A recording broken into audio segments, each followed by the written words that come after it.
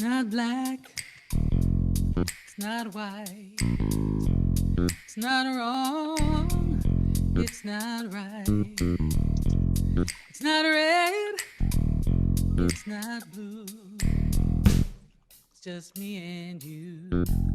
Well, that's all the more reason why we need a United States of humanity.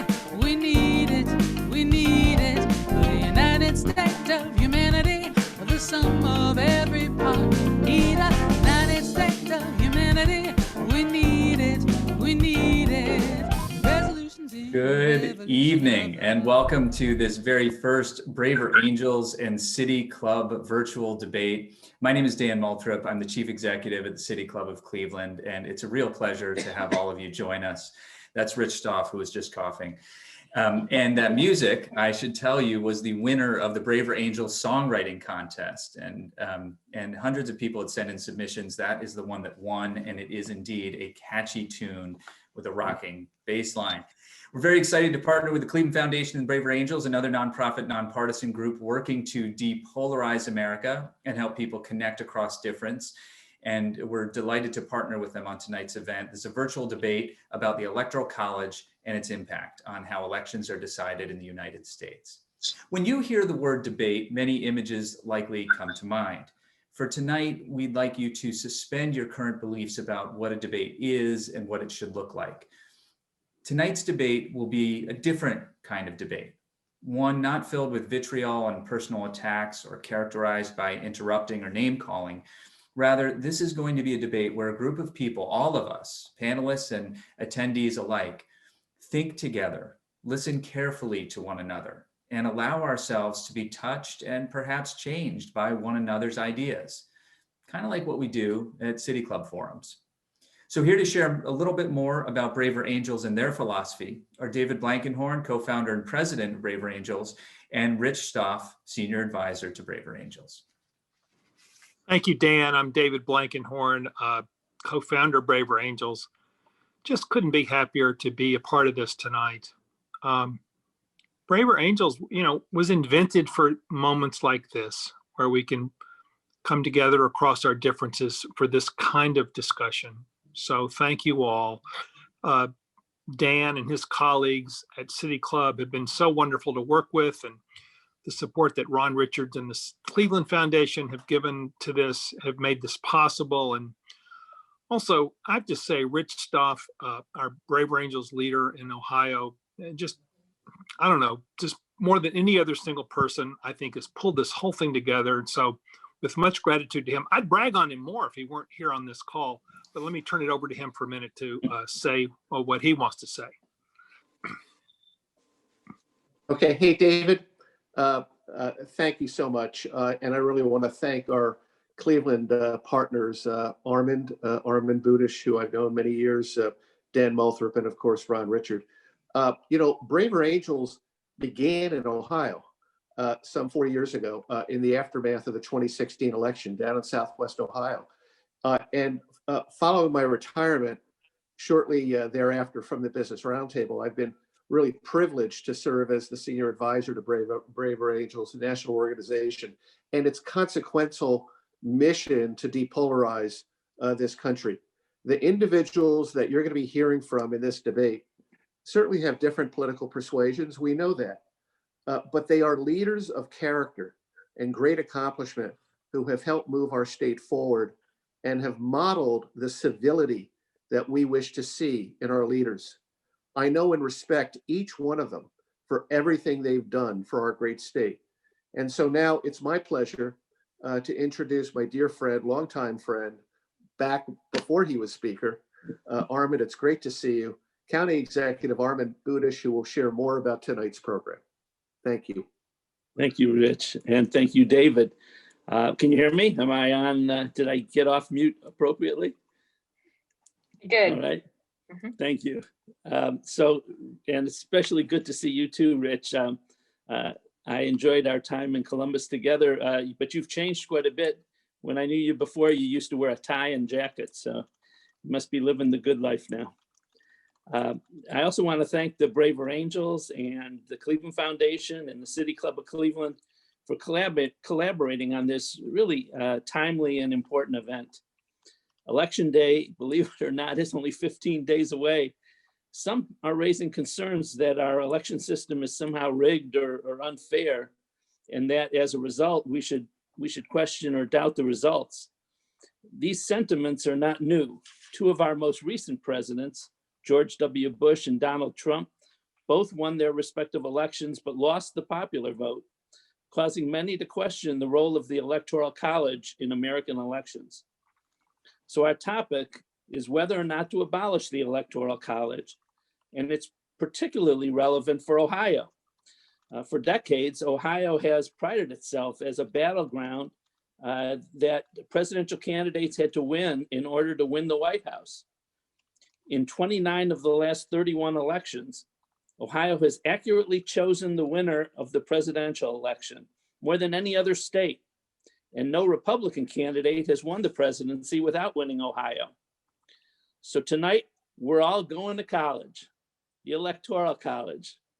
And to lead our learning, you'll hear from our 8 prominent electoral professors who will argue both for and against abolishing the Electoral College. Here to introduce them is our college chancellor for the evening, Ron Richard, who's president and CEO of the Cleveland Foundation. It's all yours, Ron. Great. Thanks, Armond, and good evening, everyone. Civil discourse around our country's most pressing issues is more important than ever. And yet it seems to be increasingly rare these days. At the Cleveland Foundation, we're proud to support forums where the residents and leaders of our community can engage in productive discussions and find common ground, or at least better understand and respect the opinions of their fellow Americans. And that's what we're here to do this evening. It's my honor to introduce the esteemed panelists who will participate in tonight's debate.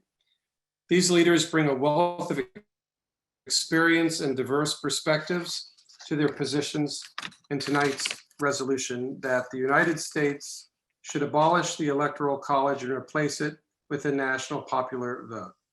On the affirmative team, arguing in support of the resolution to abolish the Electoral College, we have Governor Dick Celeste, who served as Ohio's 64th governor from 1983 to 1991.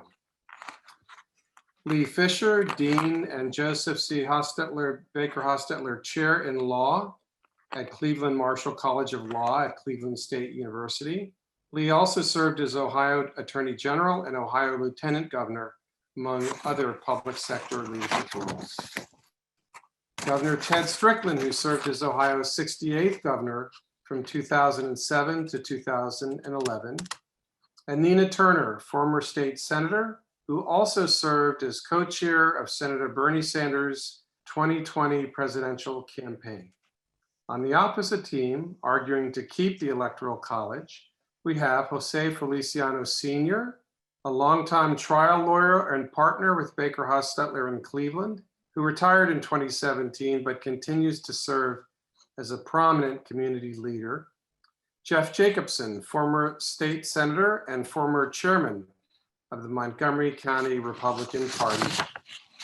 Frank Sullivan, chairman and CEO of RPM International, and I can't resist saying, and one of the greatest board members I've ever had at the Cleveland Foundation.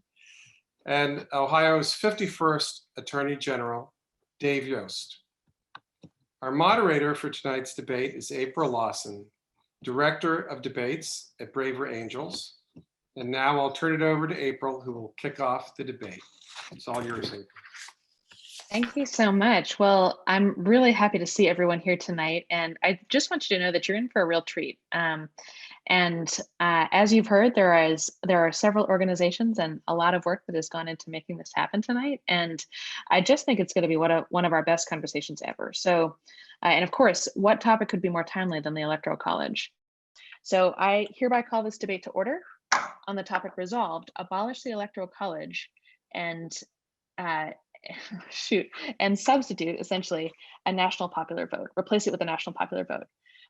So again, that was resolved, abolish the Electoral College and replace it with a national popular vote.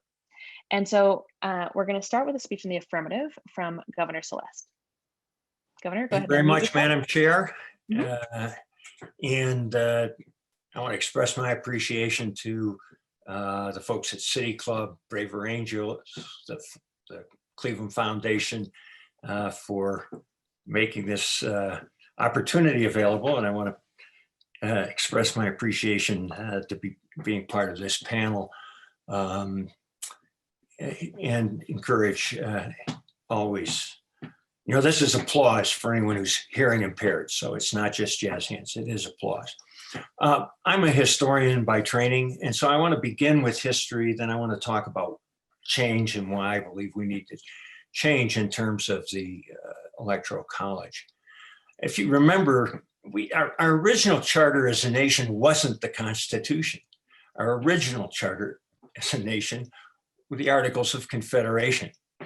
Articles which didn't last very long. They were, written in 1777, ratified finally in 1781.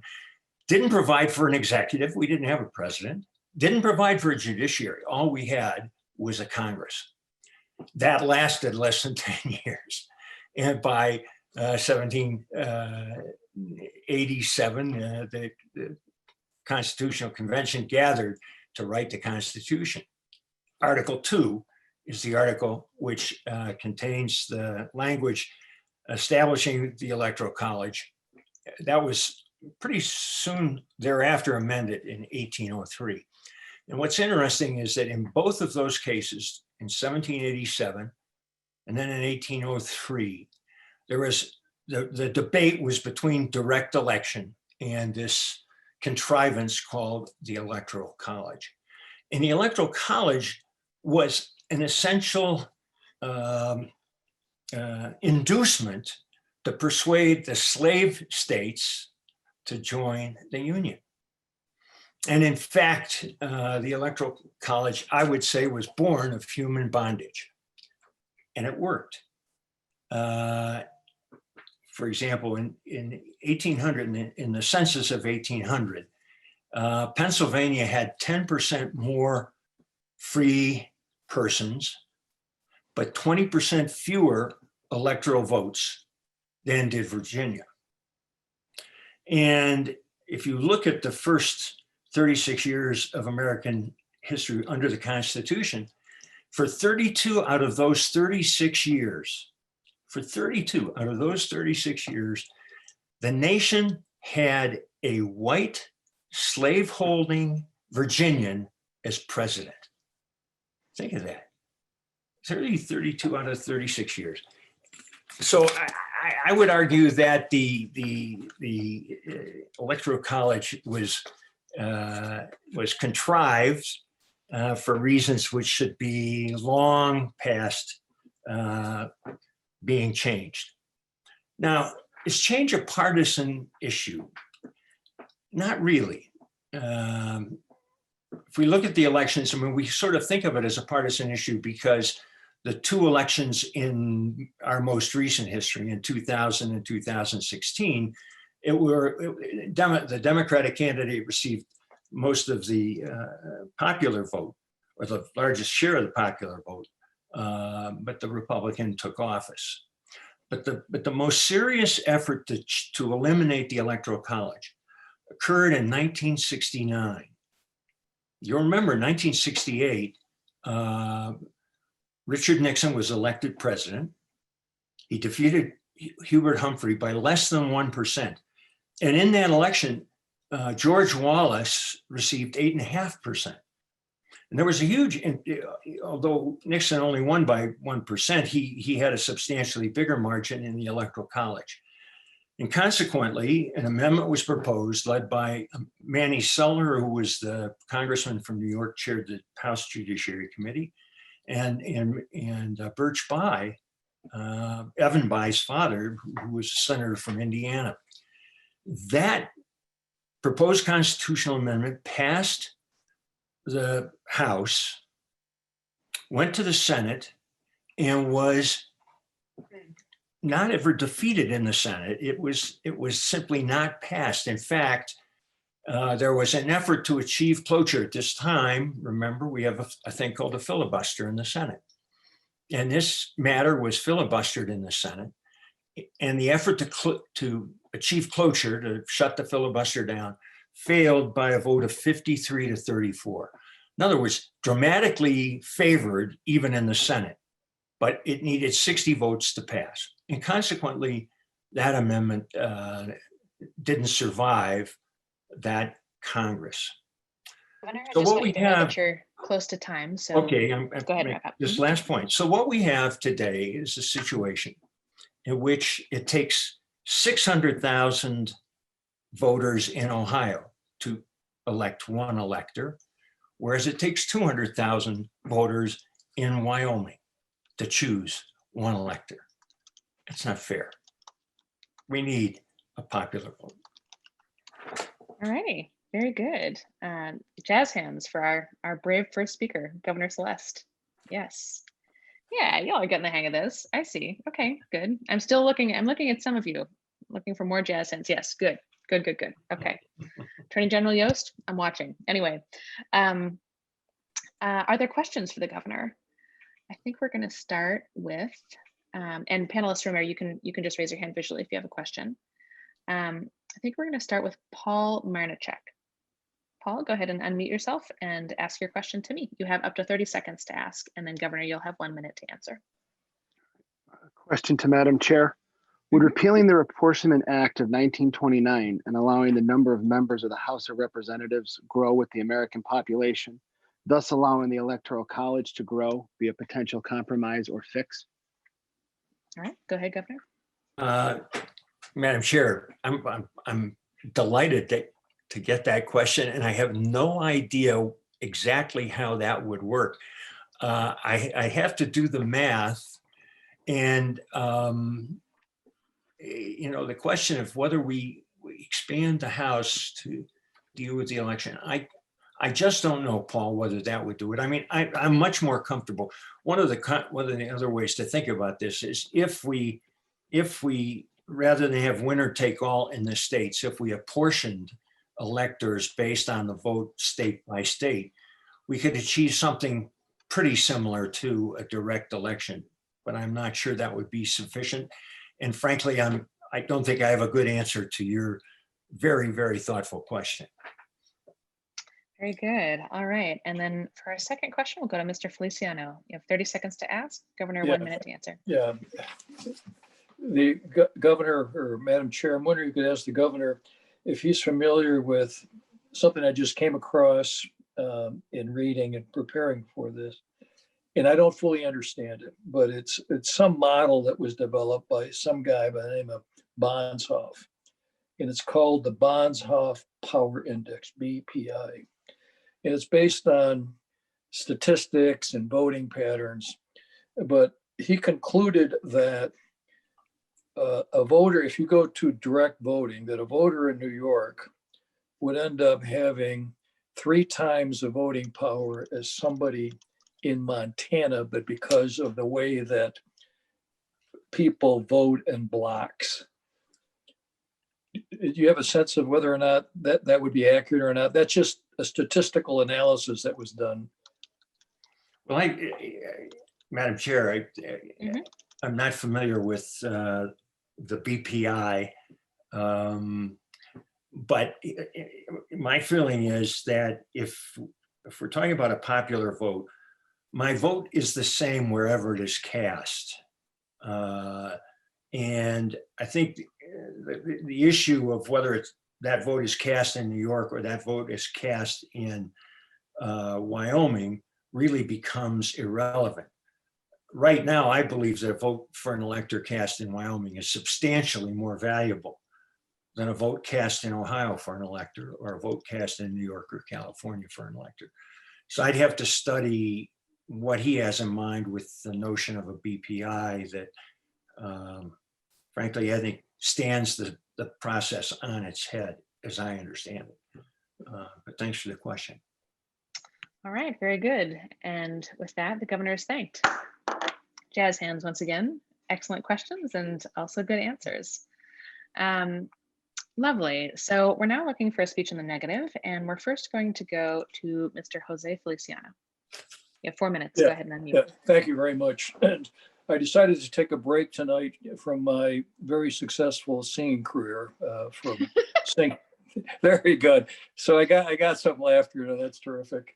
And yeah, I'm a little intimidated here because all my friends on the other side over there. My gosh, I see that Stephanie's there and Dick is there, who did such a great job with a program that reading readiness and Shaker Heights. Dick, I want to tell you that my daughter now is graduated University of Michigan with honors and went to Trinity College in Dublin, Ireland, where she got her master's degree.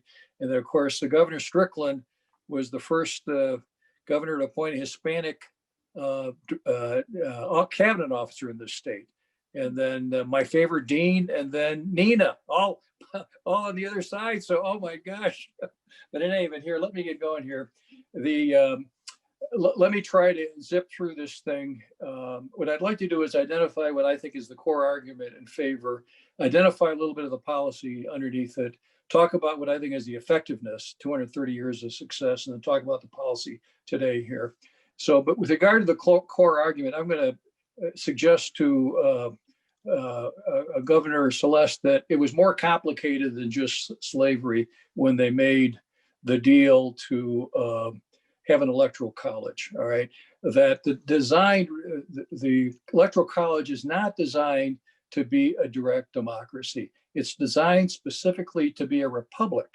And the whole idea is the notion of federalism. And the underlying principle behind federalism is that you want to help the smaller states.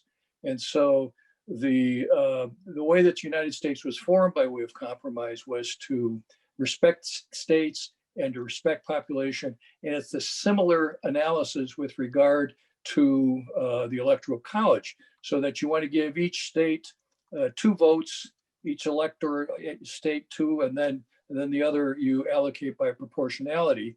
And so that, I suggest, is quite frankly unique to America.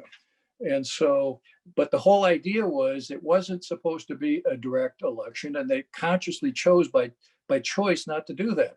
So the original policy reasons really were that they wanted to protect the smaller states, and they wanted to avoid mob rule, passions, and avoid fraud. I mean, that's the original thinking of it, and it's been pretty effective. So you've had 56 elections in the Electoral College, and there's only been only 5 occasions when you've had to deviate from that. But the policy reasons that exist today, and they are slightly different, but the core argument still is to protect the small states. And so that someone that's running for president just doesn't go to the big states, doesn't go just to California or New York, and it protects the lightly populated states. And it encourages a much broader national coalition building. And then briefly here, I run for the House of Delegates and the American Bar Association. It's a nationwide election. And when I run, I just go to my buddies in California, New York, Florida, Texas, and that's how I get elected. And I would suggest that that's exactly what would happen if you had direct voting. And but if you have a voting the way that it is now, you have to have a much broader national coalition to get elected. And it also, once elected, it legitimizes votes. So for example, John Kennedy did not get a majority of the vote. Bill Clinton did not get a majority of the vote, but they got the majority of the electoral vote. While Clinton had 49, Kennedy had 49% of the popular vote, he got 56% of the electoral vote. Clinton got 43% of the popular vote, but 70% of the electoral vote. So what happens through this process is even though you get a plurality of the votes, you get legitimacy, and you get certainty. So with respect to Nixon, only got 43% of the popular vote. Clinton got 43% of the popular vote, but they got a majority of the college. And so that added legitimacy and certainty. And the other is sometimes it just helps communicating the idea of a mandate. So for example, Obama got 51.3% of the popular vote, but he got 61% of the electoral vote. And so that really helped underscore the fact that he was elected. The last 2 points are, it also isolates. They will be the last 2, yes. The little over time.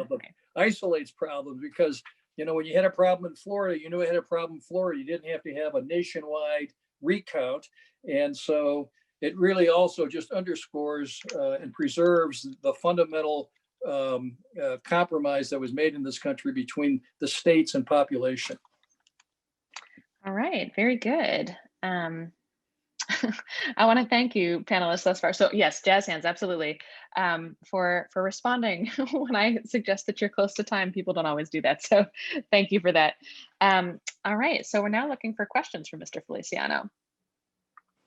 I think let's start with, let's see here. Yes, Senator Jacobson, go ahead and unmute. You have 30 seconds to ask. Thank you, Madam Chair, and to Mr. Feliciano. It's a very good point that you make about how that he makes. Sorry, thank you. My legislative training is falling apart at this point. That he made regarding the necessity of getting widespread support in order to be elected. Isn't it also the case that it prevents what has happened in countries throughout the world where presidents have been elected who represent a sliver of the electorate only, and the problems that would lead in building a coalition rather than having people be for that particular individual and his policies? Well, thank you for the question, Senator. I'm not sure that I'm in a position to evaluate what happens in many other countries, but by way of analogy here, I think that the principle is that, I mean, do you really want just the people in California and in New York to be making the decisions for you? You know, East Coast and the West Coast. And what happens to the folks in the middle? I know April was telling me she's from Kansas. And, you know, what are the people, excuse me, what do the people in Kansas feel like when you've got what I would say would be the analogous of a sliver of a point of view? And so while I can't answer it directly in terms of foreign countries, I think that by analogy, that's what happens here if you don't have, or if you do open it up for direct popular voting. Alrighty, and for our second question, we will go to Mr. Moulthrup. Go ahead.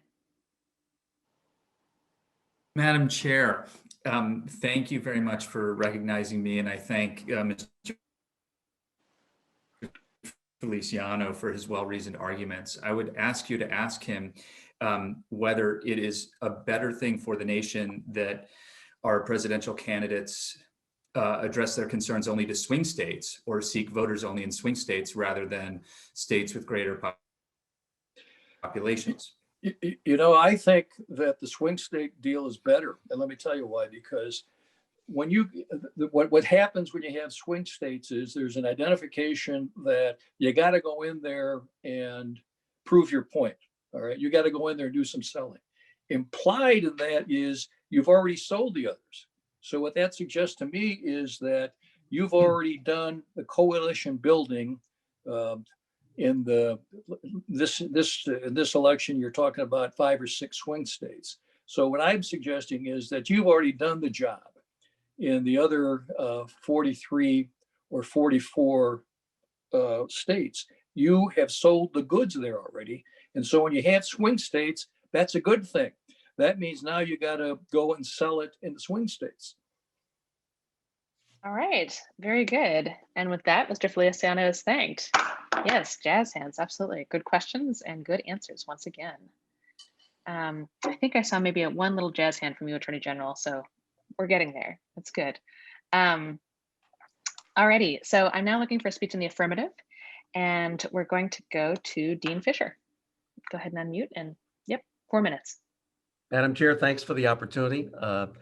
I know and respect all the debaters. In fact, I have many stories about each of them, but I will not do those tonight. And they're all great stories, I must say. Thank you also for all the sponsors tonight. It's a real honor to participate. I want to go to the heart of the matter for me, and that is that the Electoral College is on the wrong side of history, and it's on the wrong side of democracy for one primary reason. Winner takes all violates some fundamental tenets on which this country was based. Just think about this. Whether you live in California, Ohio, or Texas, it doesn't matter. If you win all of those, if you win all of those states' electoral votes, whether you win by 1 vote or whether you win by 1 million votes, that makes no sense. It violates the following tenets. Number 1, political equality, that every vote counts the same and that it's 1 person, 1 vote. Number 2, majority rule. As long as I can remember learning civics, it was always the person who gets the most votes wins. That makes a lot of sense to me. That's the one way we run every single election in this country except for one, the most important one, President of the United States. We're all created equal and we should govern ourselves that way. But there's another thing that bothers me about this too. The Supreme Court has said very clearly that the weight of a citizen's vote cannot be made to depend on where he or she lives. It's we the people, it's not we the states. What most people don't know is that when those words were first written in the Constitution, it didn't say we the people. It said we the people of New Hampshire, we the people of Massachusetts, we the people of Rhode Island, and they realized that that was not the right way to go. So they said we the people, one nation, indivisible. So here's a question I want to ask all of you tonight. Do you want your vote to be based on where you live or on what you believe? Your vote should be not be imprisoned by where you live. Our government should represent people, not geography. The location of where you live should be absolutely irrelevant as to whether your vote counts. Every voter in every state should count in every single election, okay? So let's talk about this. Today, I would argue that the single best way to depolarize America, although there isn't one good way, there's multiple ways, but the best way is to make sure that we don't have a united state of swing states, that we don't have red and blue states, but that we get as close as we possibly can to a purple America. Now think about this. 100 million people get ignored, and I mean ignored, every presidential election. That's 80% of the nation's voters. Why? Because if you live in a state where you're in the political minority, your vote is erased. It just doesn't count. Every 4 years, the major parties effectively write off about 40 states. You live in one of those 40 states, your vote doesn't count. On the Electoral College, it doesn't make any difference whether a candidate loses a state by 100 votes or 10 million. That forces candidates to focus their efforts on just a handful of swing states. Now, we're lucky. In Ohio, we're a swing state. My son did a documentary called Swing State. I love the fact that Ohio's a swing state, but this isn't the United States of Ohio. It's the United States of America, okay? Now, think about this. 4.5 million Trump voters were disenfranchised in California. Disenfranchised. Why? Because Trump got 32% of California's votes. 2.6 million Trump voters were disenfranchised in New York. Why? Because Trump got 38% of the vote. Trump received more votes in California in 2016 than Hillary Clinton received in all of the New England states. And 4 million Hillary Clinton voters were disenfranchised in Texas. Why? Because Hillary got 43% of the vote. In 2012, 100% of the general election campaign events and almost all the campaign spending took place in just 12 closely contested states. And in 2016, same pattern. 94% of all the campaign events were held in 12 states. I remember Scott Walker, the former Wisconsin governor, when he was running for president saying, and I remember this because I wrote it down, the nation as a whole is not going to elect the next president. 12 states are. Now, is that something we should be proud of? I don't think so. But now let me end with this. 5 of the 8 panelists tonight have run statewide in Ohio. And every single one of them, both Republican and Democrat, didn't just campaign in some counties. Every single one of us, without exception, campaigned in all 88 counties. Now, yes, I wasn't successful and Dick and Ted and Dave were, but this point still is this, that we didn't just choose Cleveland, we didn't just choose Meigs County, we did what we want presidential candidates to do. If this is such a good idea, then why don't we have an electoral college in the states? It's because it doesn't make any sense. Let me put it this way. In 2016, if we divide Ohio into 4 quadrants, you'll find that the campaigns, post-presidential campaigns, held a nearly identical number of events in each of the quadrants of Ohio. About 52% of the campaign events were in the cities, 23% were in the medium-sized cities, and 25% were in the rural areas. That's the way democracy is supposed to work. Just as we have all run in 88 counties, so should every candidate for president run in all 50 states, not 12, not 7, not 15, all 50. That's what democracy is. Very good. Very good. Yes. I was about to say that sounds like a great last line, and sure enough, it was.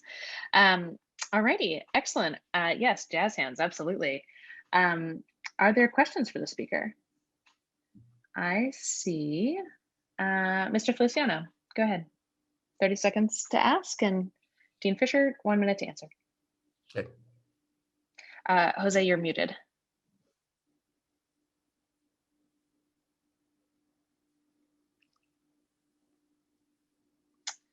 Jose, I'm going to come back to you in a second. You'll get the second question. And for now, we're going to go to Linda Miltner. There we Linda, go. I got it. Oh, you got it. Okay. I got it. Very good. Cool. Well, you asked my favorite dean. I agree with him with regard to the winner takes all issue. But in order to do that, let me suggest that you, a possible way with this not attendant winner take all, and that is that you would divide it by districts, congressional districts. And so if you want a congressional district, you could get electoral votes that way. And then the winner of the overall district would get votes. Wouldn't that take care of the winner take all problem? And then secondly, he's familiar, of course, with two presidents, John Kennedy and Bill Clinton, neither of whom got majority of the vote. And he was saying that where he came from, majority of the vote is what ruled. I mean, he would recognize, would he not, the legitimacy of John Kennedy and Bill Clinton's election, even though they didn't get majority of the vote. Well, they got the most votes. That was the point. They may not have gotten a majority of the vote, but they got the most votes. And that's the way democracy works. And Jose, I want to go back to something you said in your original. So he said. Mm-hmm. Madam Chair, I want to say something, go back to something that Jose said in his original point, and that was that this was about the small states. That's not actually true at all. As Governor Celeste said, at the time that the Constitution was written, there were no large states. They were all small states. It was all about slave states. It was not about small states. And let's talk about small states. Most of America's small states are totally ignored by the Electoral College. It's not just New York and California and Texas that are ignored. Literally, of the 13 states with 3 or 4 electoral votes, 12 are majority Republican. I'm sorry, are majority Democrat, and another 13 majority Republican. They're all ignored. This is not about big states and small states. It's all about the swing states. All right. And for a second question, we're going to go to Linda Miltner. Linda, go ahead and ask your question to me.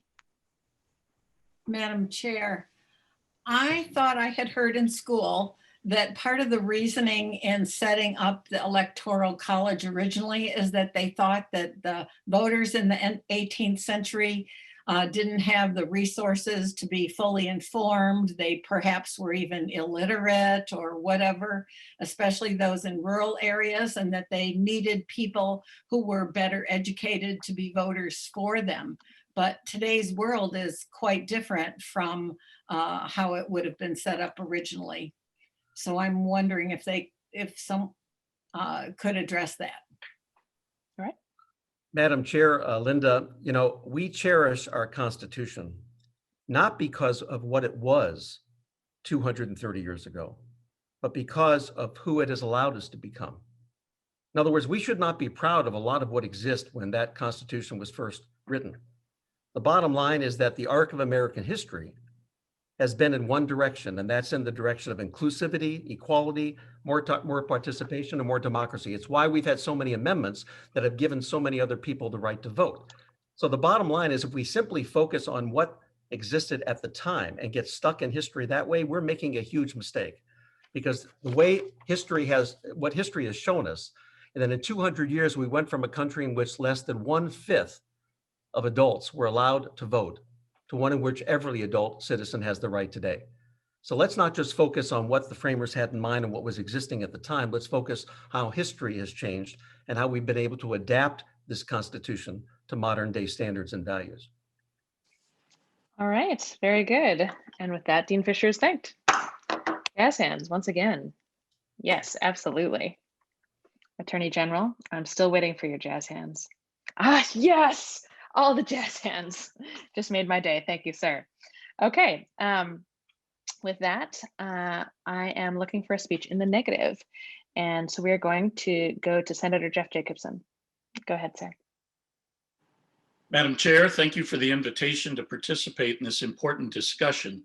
Two main issues have been raised with regard to the Electoral College. First, that voters in smaller states have an impact that is disproportionate to that of voters in larger states.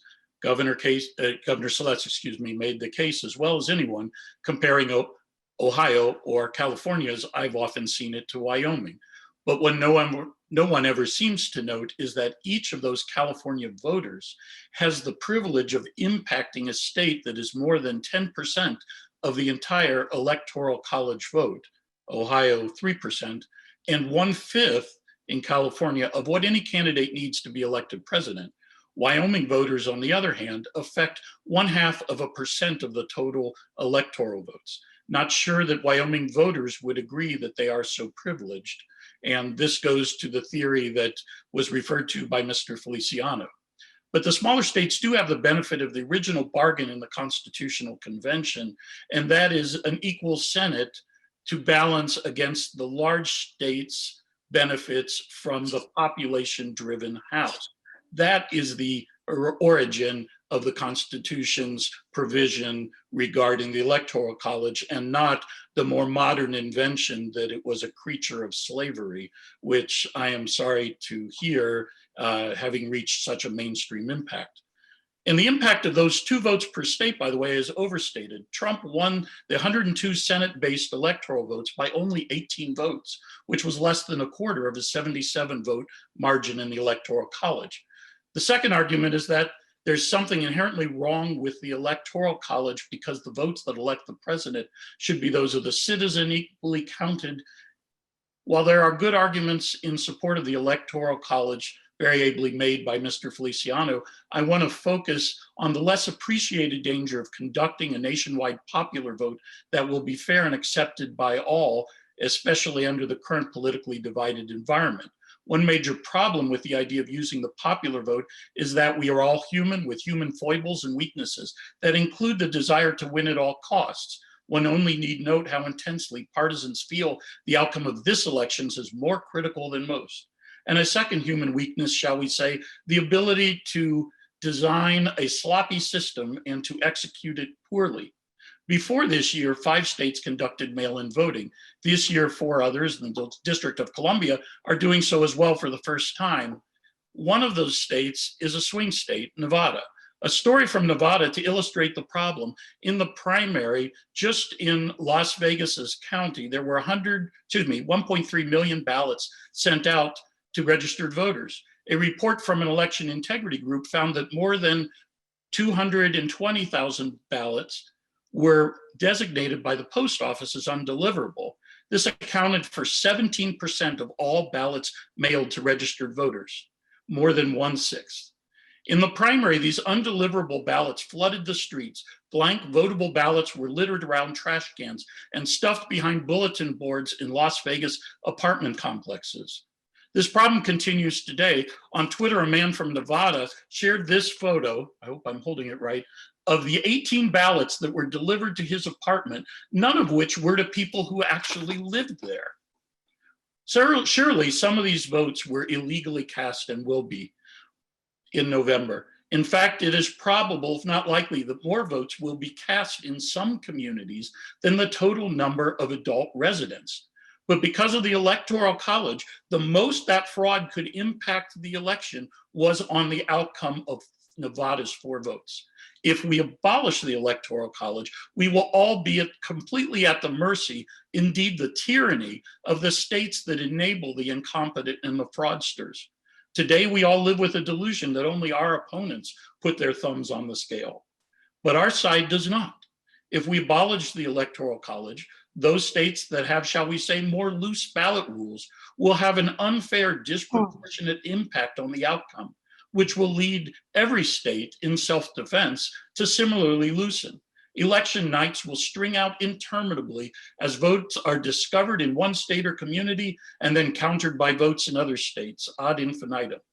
For the reason I mentioned and others, abolishing the Electoral College in today's environment will, I fear, lead to a complete distrust of our system of elections and accelerate the divisions and resentments that we all face today. Surely there are better options or compromises. All right, very good. So we're going to go, yes, jazz hands, absolutely. I love how you guys are now doing it when I forget. Well done. So for our first question, we're going to go to, oh, your name is listed as Richard Stuff, but Governor Strickland, go ahead and unmute and ask your question. Anytime. Governor, you're still muted. Madam, based on the contention of the previous speaker, I would like to ask if perhaps a national system governing how we vote,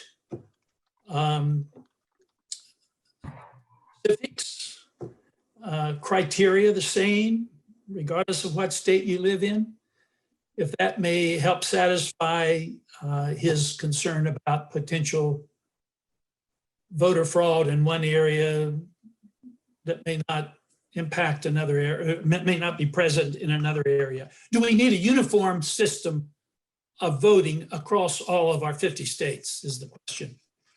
All right.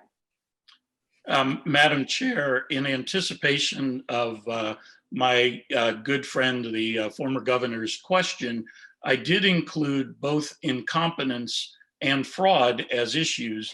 And, you know, we can look at the mailing of ballots to people who no longer live at an address as potential fraud if people choose to vote them. But there is still first the incompetence that says we don't have to keep track of where people are. In fact, states are very, have different, shall we say, systems about that. And even adopting one system will not impact the fact that there are certain places in the nation where the, shall we say, officials who run the election system are less than scrupulously honest and fair.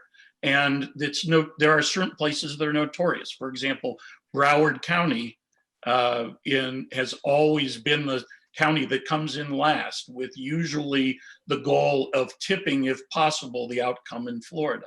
It's well known on both sides. Sometimes it works, sometimes it doesn't.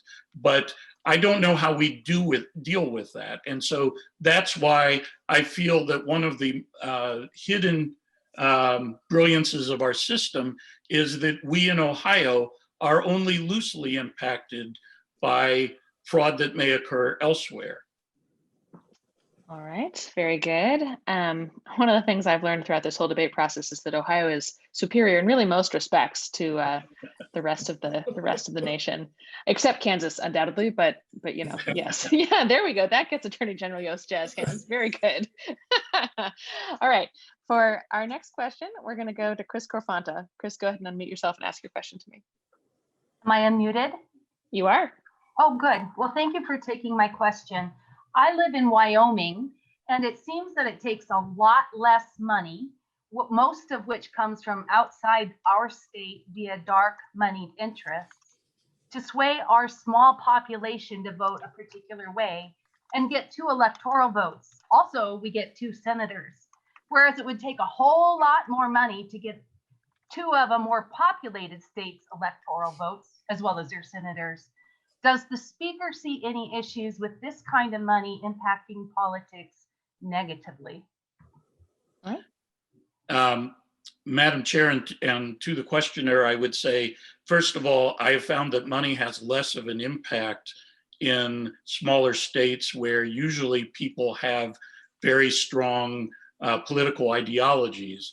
You know, people often will choose to live in a state like Wyoming because they have a desire to be more independent and to live without the strictures of government.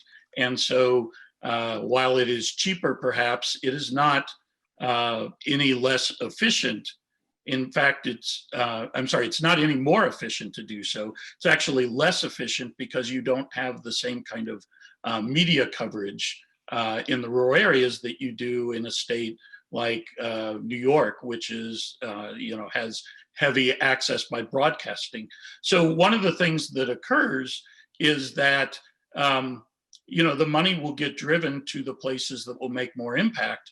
And in fact, if we abandon the Electoral College, there will be no spending in states like Wyoming. It will all be spent in the biggest media markets where the most voters can be reached.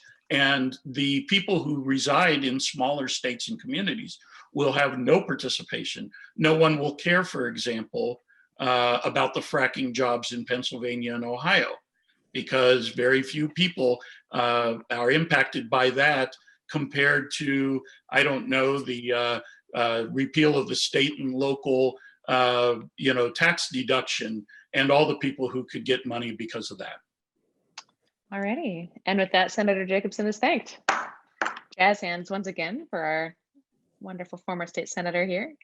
And I'm now looking for a speech in the affirmative. And we're going to go to Governor Strickland. Governor, you have 4 minutes. Madam Chair and my fellow debaters, it's a delight to be with you this evening.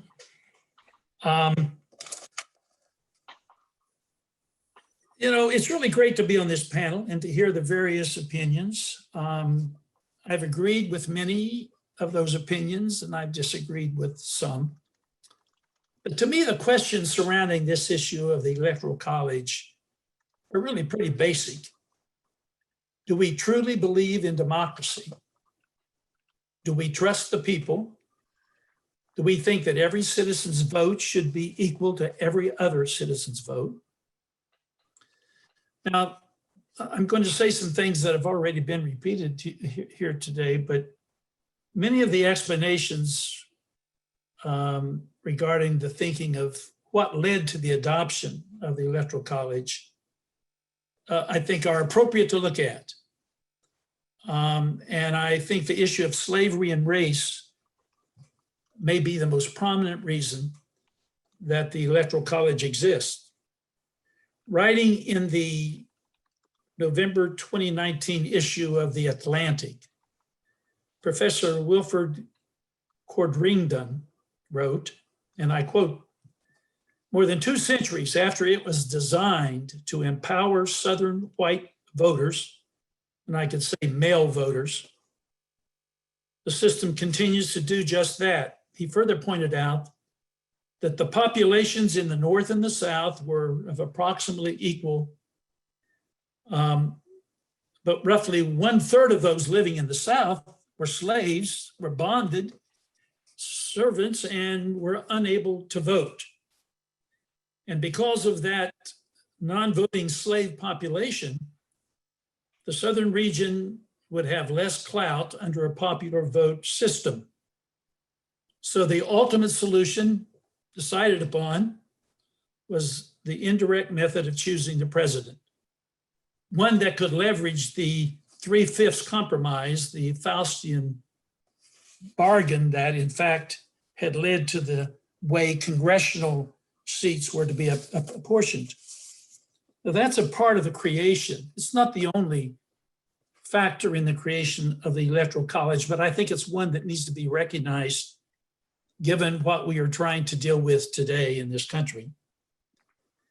2 centuries after it was designed, it is continuing to have, I think, a negative impact upon the African-American population. Now, our founding fathers weren't perfect people.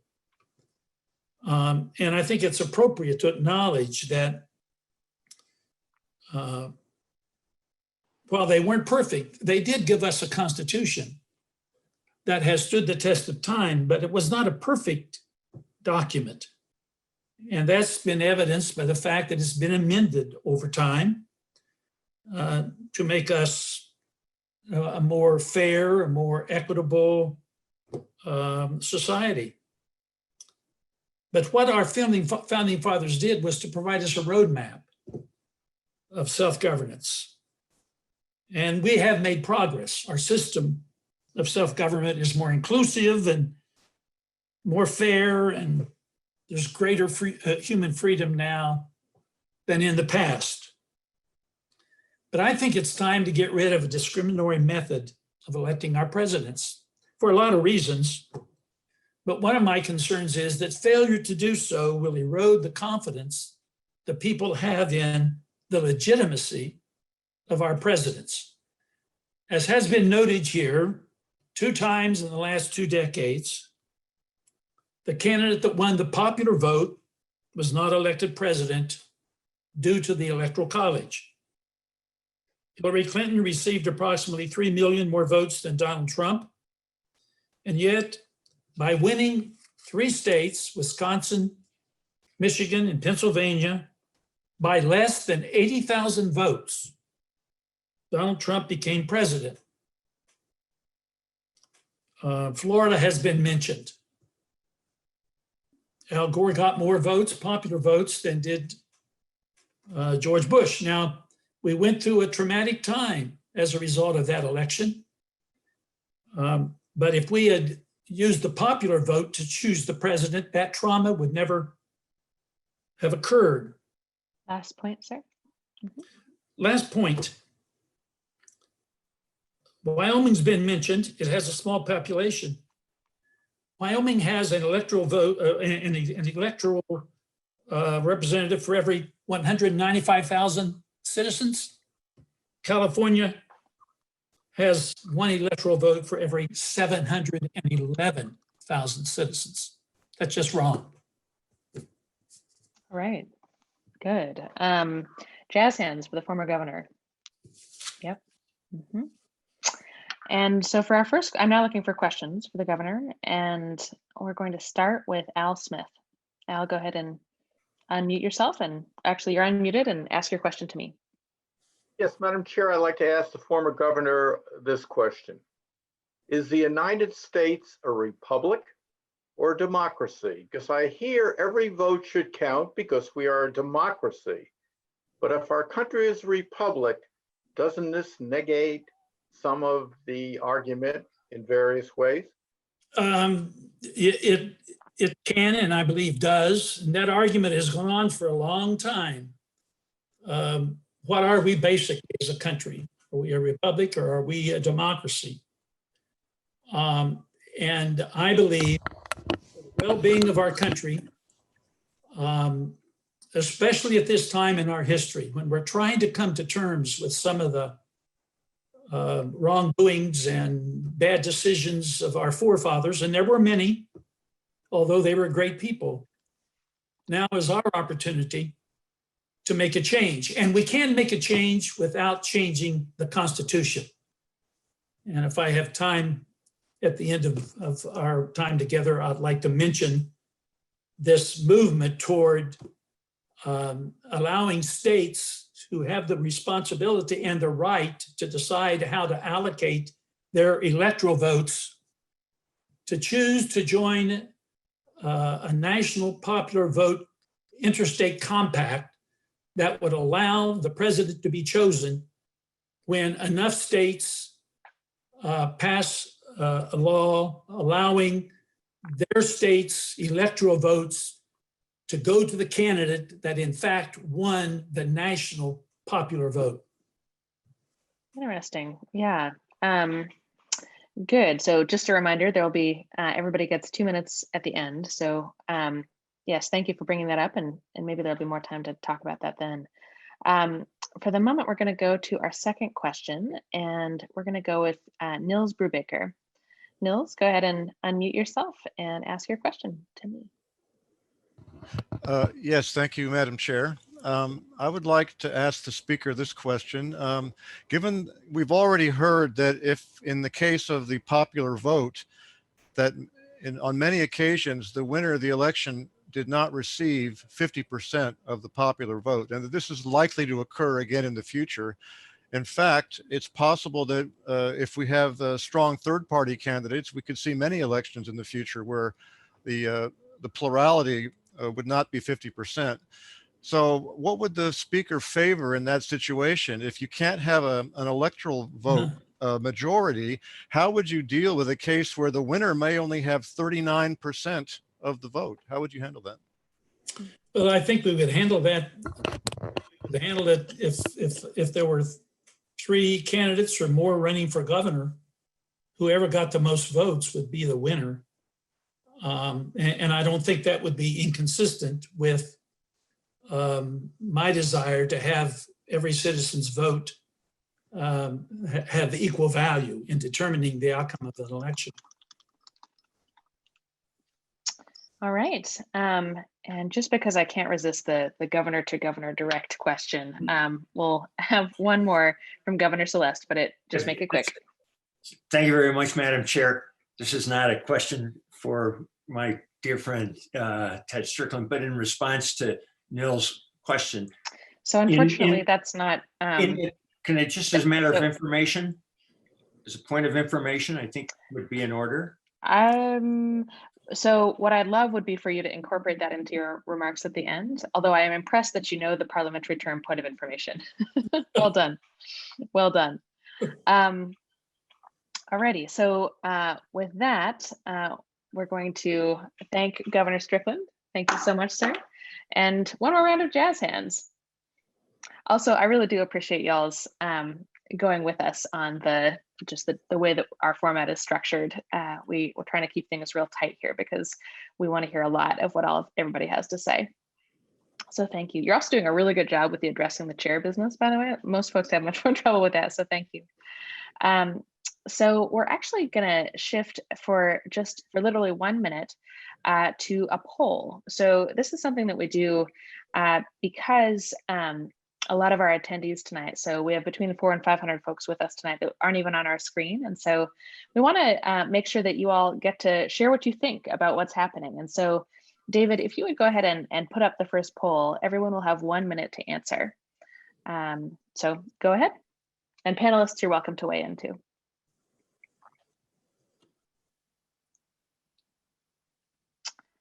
All righty, very good. So yes, thank you, David, for sharing it. Everybody should be able to see the results now. This is good. So we're doing well tonight, folks. The thing that folks are lacking the best is the respect y'all are showing to one another. And I don't know if that's because you guys know each other or what, but it's really nice feel to this evening. So thank you for that. And I think we're all experiencing that. And the truthfulness and honesty of opinions shared, we can hear that in what you're saying, and well done with that deeper understanding of the issue. Totally, there's a lot to know here. So we have some very, very qualified folks sharing their knowledge with us tonight. Personal experiences, I guess, like with the Electoral College, there are not that many personal experiences, so it makes sense that we're not hearing that much. And I would just encourage folks, it sounds like our attendees want to see just a little more passion, if you care to share it. And so that's just a little bit of feedback, but overall things are going really well. And yeah, I feel like this is folks are doing a wonderful job of representing the spirit of Braver Angels and the respect that entails. So nicely done. David, go ahead and stop sharing, and panelists, you're going to have to click the little X to close the window yourself. So we will now move on to our next speech in the negative with Mr. Frank Sullivan. Mr. Sullivan, go ahead and unmute yourself. You have 4 minutes. Thank you. I'd like to thank the City Club of Cleveland, the Cleveland Foundation, and Braver Angels for hosting this forum, and to all of my esteemed panelists and debaters. What an honor it is to be with you all and be on this stage. Madam Chair, throughout the ages, the military of every nation, state, or empire have taken oaths to protect and defend the king, the great ruler, the empire, the fatherland, or the People's Party. All except one. The United States military is the only military in the history of the world, up to and including today, to take an oath to uphold and protect and defend a piece of paper, a document, the United States Constitution. The United States Constitution has withstood the test of time and travail for more than 230 years. It has done so by a very deliberate and so far successful separation of power and authority in 3 ways. The first is a balance of power between the states and the federal government, which they came together to create. The second is the establishment of 3 co-equal branches of the federal government. And the third is the combination of direct democracy, popular vote election of state office holders and legislators and the members of the U.S. House of Representatives, and the indirect representative democracy of the election of U.S. senators by state legislators and the election of the U.S. president by the Electoral College. These thoughtful governing provisions and deliberate separation of power, and in particular the election of the U.S. president by the Electoral College, has assured, amazingly, the peaceful transition of power from one individual to another and one party to another, making the United States of America the longest lasting and still counting democracy in the history of the world. For this reason, the Electoral College should remain. Our founders thoughtfully anticipated the likelihood that the Constitution would need to be amended in the future as our nation evolved, and so set out a process to accommodate needed change. More than any other issue, voting rights have been the subject and ultimately the basis for constitutional amendments. The U.S. Constitution has been amended 27 times.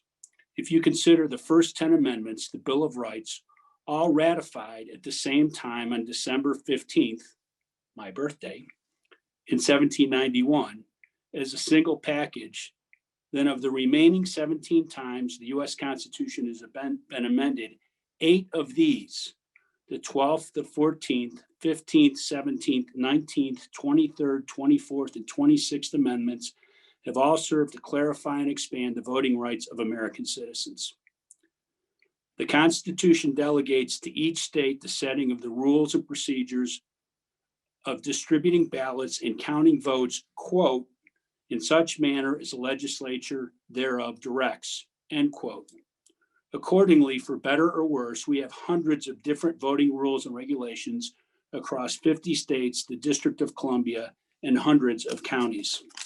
It is the Electoral College process that brings structure, order, and integrity to this multitude of different election rules across our country to the election on a national basis of our president. Thus, any amendment of the Constitution to eliminate the Electoral College in favor of a national popular vote would also require the setting of some form of national election rules, asked in a previous question, taking this responsibility of the Constitution from state legislatures. This would be necessary to ensure order and integrity to this new manner of electing the United States president. Purposefully amending the Constitution is a daunting challenge, but we the people have done so related to voting rights and procedures 8 times in the past. In every case related to amending the Constitution, the proposed changes must be well reasoned to the point of convincing a meaningful and therefore bipartisan majority of our country. To try and change our constitutionally based electoral college system of electing our president by any other means would only serve to further divide and polarize our nation. For these reasons, I oppose the abolishment of the Electoral College. All right, very good. Are there questions from the speaker? Perhaps everyone just thinks he's right. Jazz hands, I love it. I love it. Okay. All right, let's. May I, Madam Chair? Yes. I just want to point out to the distinguished speaker that if you are a member of the military in India, you swear in the name of God, that I will bear true faith and allegiance to the Constitution of India. And I think we need to be careful about assuming that our democracy is so unique in the world that there are not others who attempt to do the same thing that we do, sometimes with the same set of challenges and difficulties we face. So just a point of information. Well, I think we're going to turn that into a question by saying, what do you think about that, Mr. Sullivan? Since this is the time for questions. Thank you. That is certainly new news to me, and I am not aware of whether that is the entirety of the pledge that they take. But I do know that that every member of the military, officers, non-commissioned officers, enlisted personnel, take a single oath, and that is to uphold, protect, and defend the Constitution of the United States. And I think it's a pretty awesome oath, and something that our elected representatives, our military, and people in this country hold dear, and says a lot about the value of the Constitution and how it has served this country well for 230 years, and how it needs to and continues to evolve through the will of the people. All righty, and for a second question, we'll go to Richard Andrus. Mr. Andrus, go ahead and ask your question to me. Thank you, Madam Chair. I appreciate what you're doing and what everybody else is doing on this panel tonight. The question I have for Mr. Sullivan is, does not the Electoral College provide us with a way to decide close elections?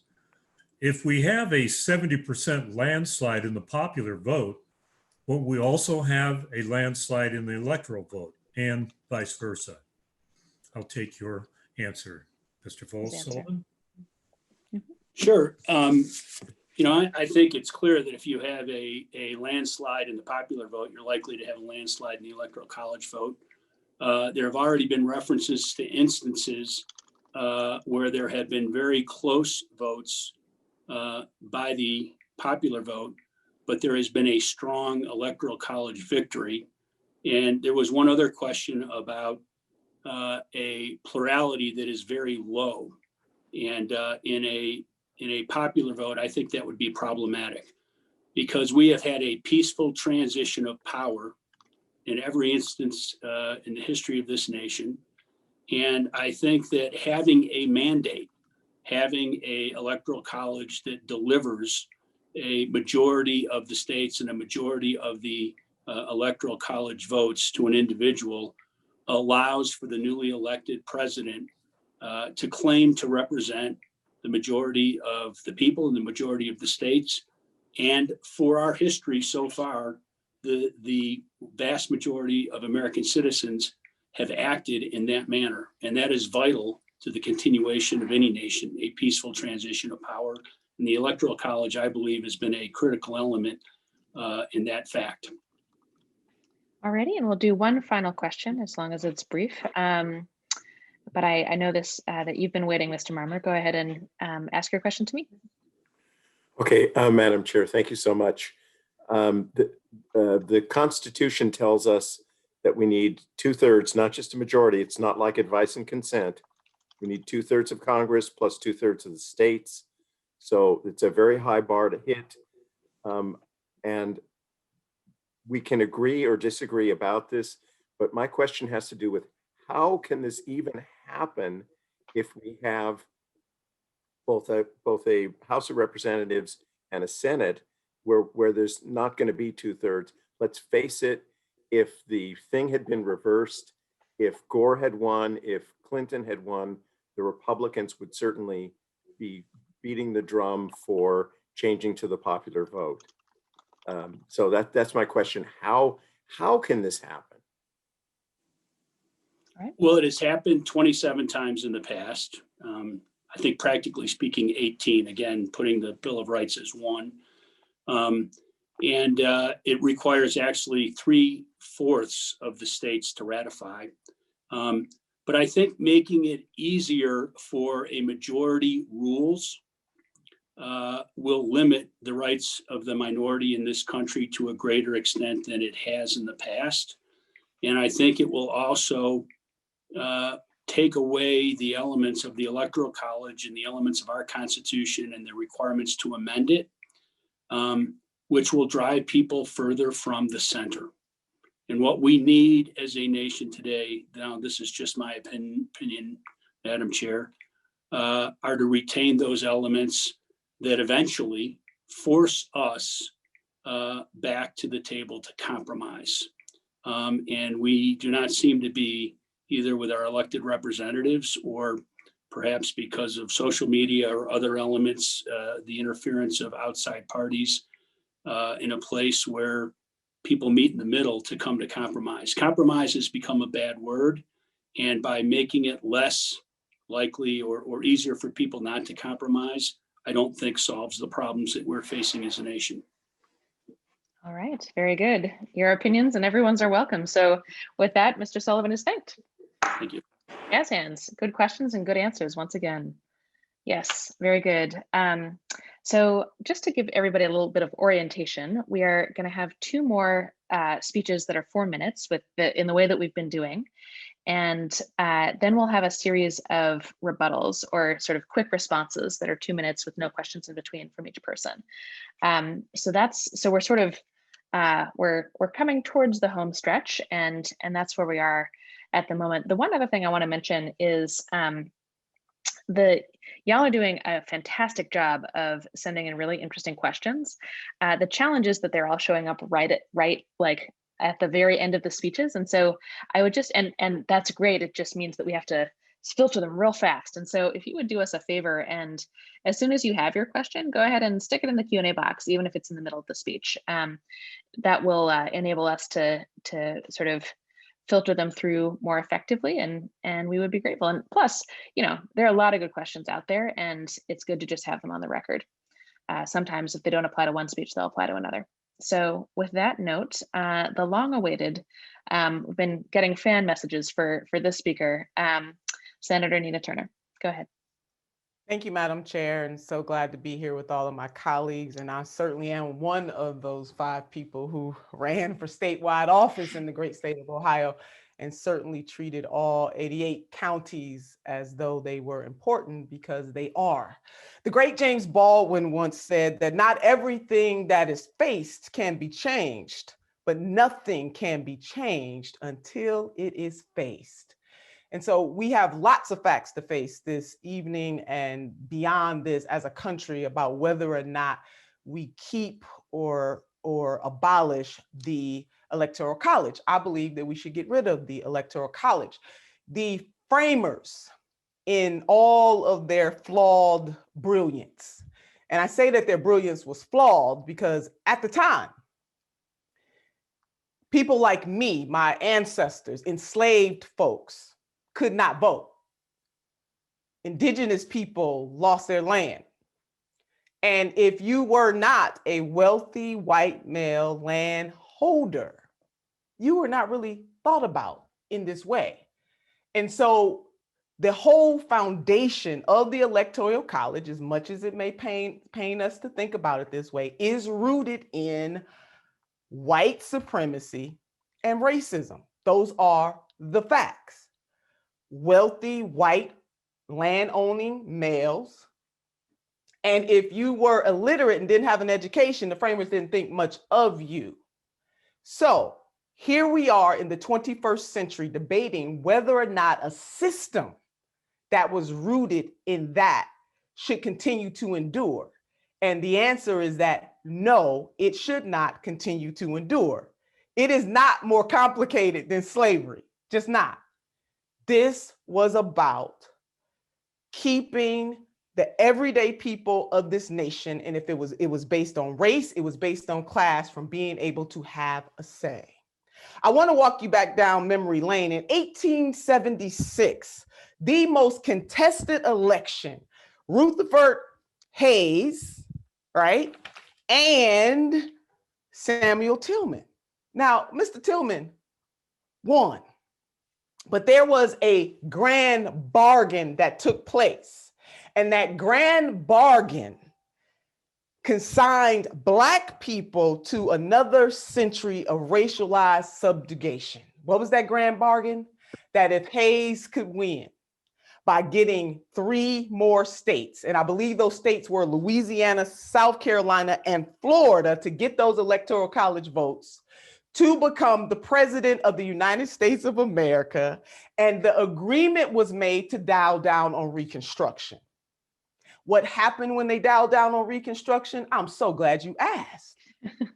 The Black Nadir happened in the United States of America from the end of Reconstruction all the way to the 20th century.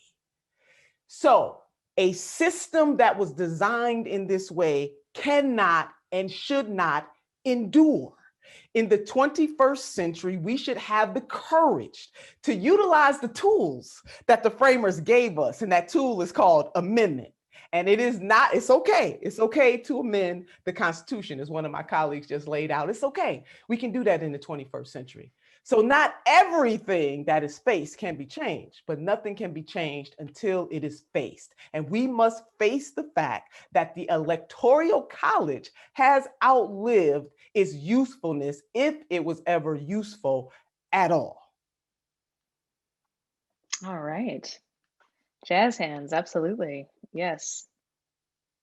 For those glasses, if nothing else. Good.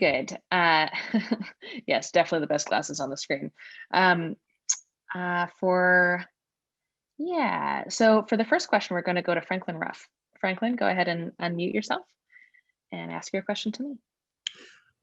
Madam Chair, the question I'd like to ask as someone who lives in the middle of the country, and quite frankly, I will be honest, am frightened by the possibility of the coast choosing the president all the time, is how would, in this way of doing things, how would the rights of the minority be protected from the potential tyranny of the majority? All right.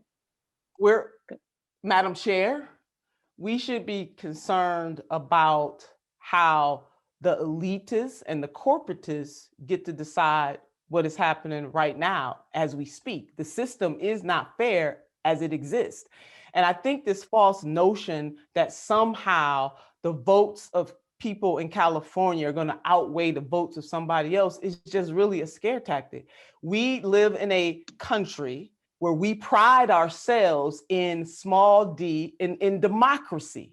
And so the notion of one woman, one man, one vote should reign supreme. We need to embrace that and not fear that.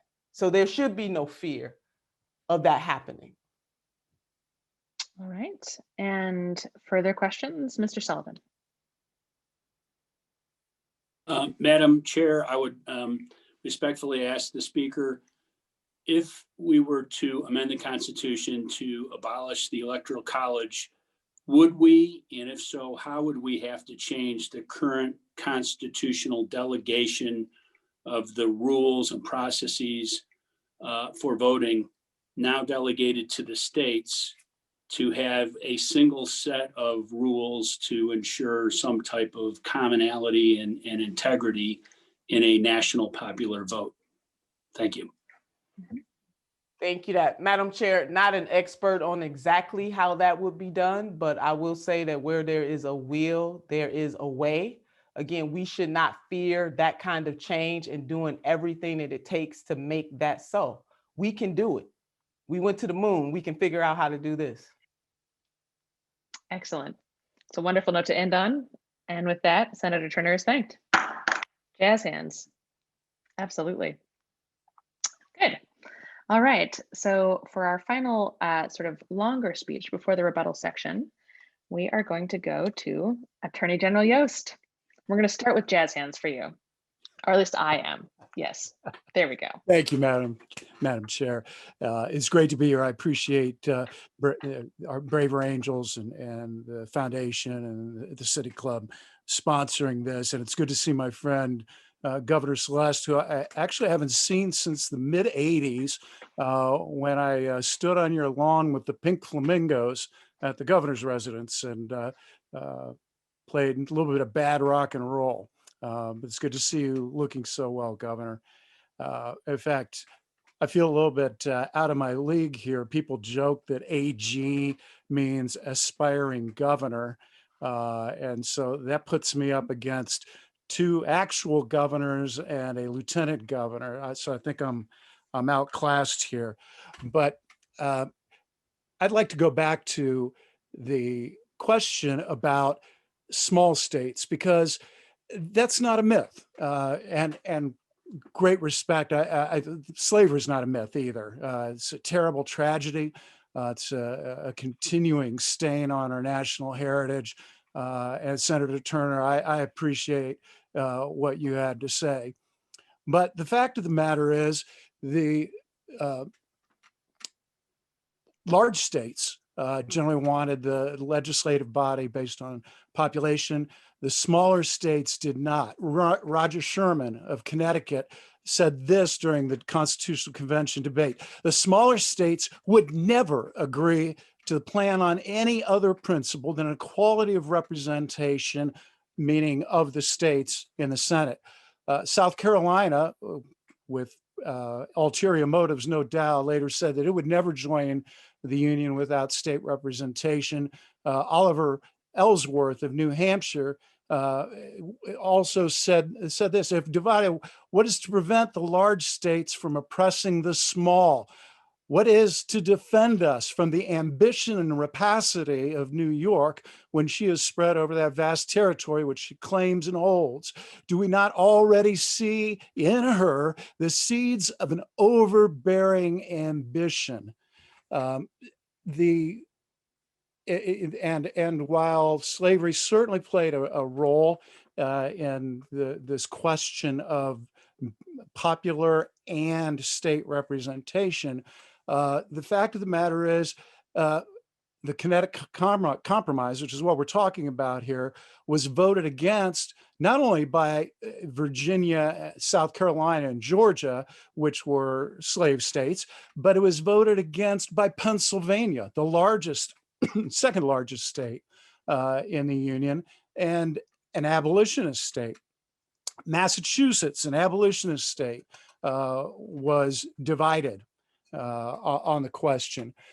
So the basis of the bargain that brought these separate states together to form one country was the idea that the large would not overpower the small.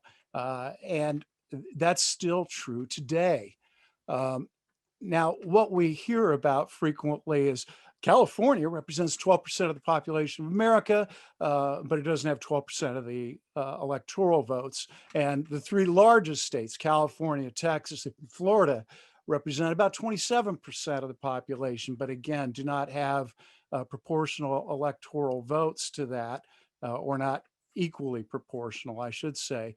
But this isn't a new problem. This is part of the original basis of the bargain of our country.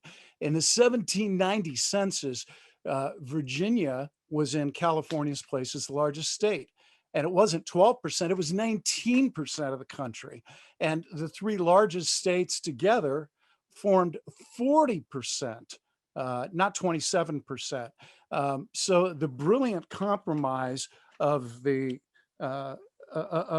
Connecticut Compromise, which is imported into the Electoral College, was actually part of bringing this country together, and those tensions still have to be ameliorated because we still have small versus big interests.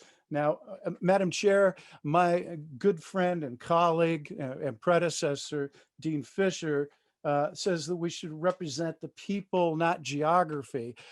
That's not constitutional, and that doesn't reflect the compromise that our Constitution is founded on. It's about both. And why don't we have an electoral college in the states? He asked, because counties and cities are not sovereign, states are. And the Supreme Court itself noticed this when it's equipped, we're the United States of America, not the United Counties and Cities of America. He talked, Madam Chair, about the adaptability of the Constitution, but what he left out was that wasn't adapted by some fiat. It was adapted by getting everybody in the country to buy into a constitutional amendment, to ratify this through 2/3 of both houses of Congress and 3/4 of the states. Now, I would submit respectfully that if we get to that point, then we have a new basis of the bargain, and I will no longer have a principled objection, but I will still have an objection based on what James Madison called the tyranny of the majority. The large will still lord it over the small. This system has worked well for the entire system, balancing the interests of the big and the small, the populace and the sovereign states for 240 years. We ignore that history and tinker with it, it seems to me, at our peril. All right, very good. Jazz hands, yes. As one of the people from one of these big little states, geographically big, population little, I appreciate the attunement to that. One of you will have to tell me how Ohio fits into that. I feel like you guys are really important and sort of sizable geographically. Anyway, for questions for this speaker, we're going to start with James Hardiman. James, go ahead and ask your question to me. All right, thank you, Madam Chair. We've talked a lot now, I think, about this idea of the tyranny of the majority. And while I do agree that the Electoral College does ensure some level of geographic diversity in order to legitimize the election with a widespread coalition, I guess my question would be, doesn't it do so at the expense of racial, ethnic, and gender diversity? Should it be acceptable to have a president that really only has the support of one race, as well as support that is overwhelmingly male, as has been the case with the last two presidents who've won the Electoral College and haven't won the popular vote? And would this even be a discussion if the roles were reversed and the favored candidate of white males had to win the popular vote by millions of votes to win the Electoral College? Because it would appear that this isn't just a happenstance event. And as we move forward, the party that is a coalition of all of the racial minorities need to win by an increasingly large amount, millions upon millions of incremental votes to win the election. All right. Attorney General?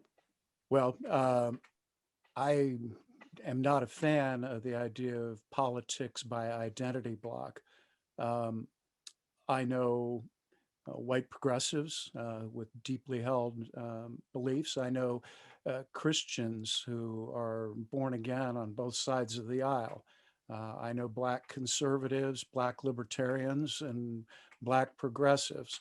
And the fact that this tends to fall along a particular line in any particular election or year fundamentally misunderstands the American experiment, which is we are not predestined to our politics. I think what you're talking about, certainly What he's talking about. What he's talking about? Third person. Certainly there is racism, certainly there are inequities in our society, but I would suggest that the political class has failed you, has failed us, because we no longer attempt to persuade anyone. We do not listen and we do not compromise. These are essential skills in a diverse republic like we have. And I'm pleased that tonight we are at least taking a whack at that weed patch. Absolutely. All right. And then for our final question, we will go to Mr. Brantley. Go ahead and unmute yourself and ask your question to me. Thank you, Madam Chair. This question follows up somewhat on the previous question. I'd like to ask the speaker, how likely is it that eliminating the Electoral College and moving to a national popular vote where a president is elected by a plurality of the vote would cause a move away from the two-party system and encourage the formation of multiple significant political parties, possibly resulting in the election of a president with a small plurality of the vote? Well, of course, we've had presidents elected with a small plurality of the vote. The election in 1992 of President Clinton comes to mind. I don't know if it would create third parties or a multi-party system. And frankly, looking abroad at some other representative democracies that have multi-party systems, I'm not sure that that's a better way to go. perhaps it is, but it seems to me that those countries have a difficult time forming governments frequently. We can look at Israel, we can look at Italy, we can look around the world. So I'm not, the founders called those parties factions and felt, along with Plato, that those were the things to be avoided at all costs. So, alas, we still have them, but we need to try to control the mischief that they can do. All right, excellent. And with that, the Attorney General is thanked. Jazz hands.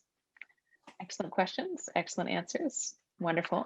And yeah, very good. Well, so we are now going to go into our sort of speed round of 2-minute rebuttals, if you will, or closing remarks. This is the time when we've asked the panelists to really respond to what has been said on the other side, in addition to making any new points that occur to them. And so we're going to go in the same order. And so we're going to start with Governor Celeste. Governor Celeste, you have 2 minutes. And you're muted right now. Thank you, Madam Chair.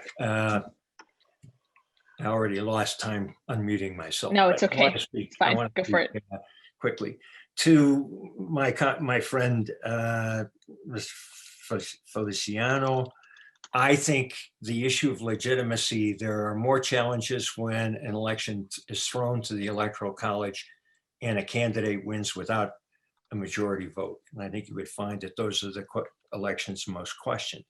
Does the Electoral College protect us against fraud? Well, certainly in the election of 1960, when John Kennedy won by a few 100,000 votes, there was a deep concern about whether that election was fairly handled in Chicago at that time. So I'm not sure that the Electoral College does anything to protect us on the matter of fraud. On the question of how we might handle the matter of plurality if we were to amend the Constitution and eliminate the Electoral College. The proposal that was endorsed by Richard Nixon, I might say, after his very close election, that proposal required that the winner would receive at least 40% of the popular vote. If that wasn't the case, there would be a runoff between the final two, which would deal with the question. But I want to conclude on the matter of small states and reinforce what my friend and colleague Dean Fisher said.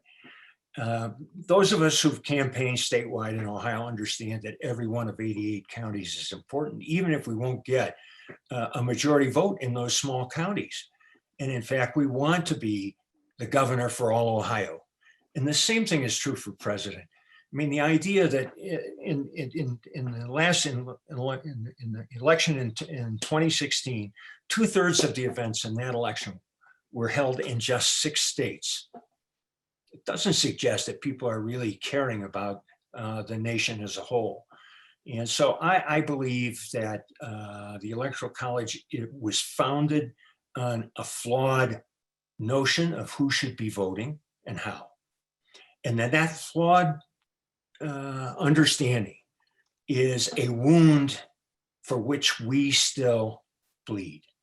And I believe strongly that now is the time for us to amend the Constitution and to eliminate the Electoral College. And by the way, to distinguish the CEO, Mr. Sullivan's point, I would adopt nationally the system we use for military voting to ensure that all people have the right to vote in a fair and safe way.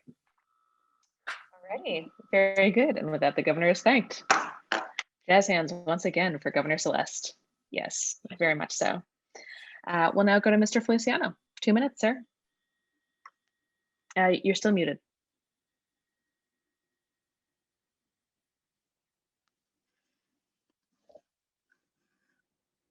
Mute button's always hard to find when you need it. There we go. There you go. Mm-hmm. Yeah, there's a fundamental misunderstanding of the way that America is organized. America is not a democracy like Athens, Greece, or Rome before Julius Caesar. America is a federal republic where states come together and they agree. And so this whole idea of how the United States was formed was based both on the states and population. So if you change this notion of make it direct voting, here, let me tell you where you're going to spend your time. You know how many people California have? Nearly 40 million. You know how many people Texas have? Nearly 30 million. Florida nearly has 22 million. New York, 20 million. Illinois, 13 million. Pennsylvania, 12 million. And then you get down there to Wyoming, Vermont, DC, Alaska, North Dakota, Delaware, Rhode Island, Montana. You're talking about, in some instances, 1 million, but generally speaking, less than 1 million. So you're running for president, right? And you want to get the votes. Where are you going to go? So what's going to happen is that you're going to shift it and create an entirely different problem, because it's going to be based just strictly on population. And so the folks that designed this thing thought about that problem. And they decided that what they wanted to do was they wanted to give 2 senators and population. And so this structure has gone on now for 230 years plus, and no one really has come up with a better system. And I think there's a risk here that you can throw the baby out with the bathwater. It's been a fairly effective system. It's not perfect, but as Churchill said, how many perfect systems are there? The system is imperfect, but the system has been effective. And as my friend Larry Sabato said, who's the professor of at the University of Virginia, distinguished history professor, he says, mend it, don't change it. And so, maybe there's things to change here, but not to amend. I'm sympathetic to the point of view that Lee raised before about winner take all. I think the winner take all is an issue. And I think that's something where there could be, something could be explored where delegates are awarded based on congressional districts and states, so that the winner doesn't take all of the electoral votes, and I think that's a way where you could make it more representative. So, in short, very short, yes. Mend it, but don't change it. All right, that was very short indeed. Well done. All right, with that, Mr. Feliciano is thanked. Jazz hands. Yes, very good. Excellent. Next, we're going to go to Dean Fisher. You have 2 minutes. Go ahead, Dean. Madam Chair, I want to return to something that my friend Governor Strickland said, with whom I had the great honor to serve. He pointed out something that I think has been lost in tonight's debate, and that is the proposition tonight is, should we abolish the Electoral College? I would argue that that's actually not the right question. Should we either abolish or reform the Electoral College? Because as Jose Feliciano just said, we actually can do this without amending the Constitution, and that point hasn't been made tonight, at least not enough.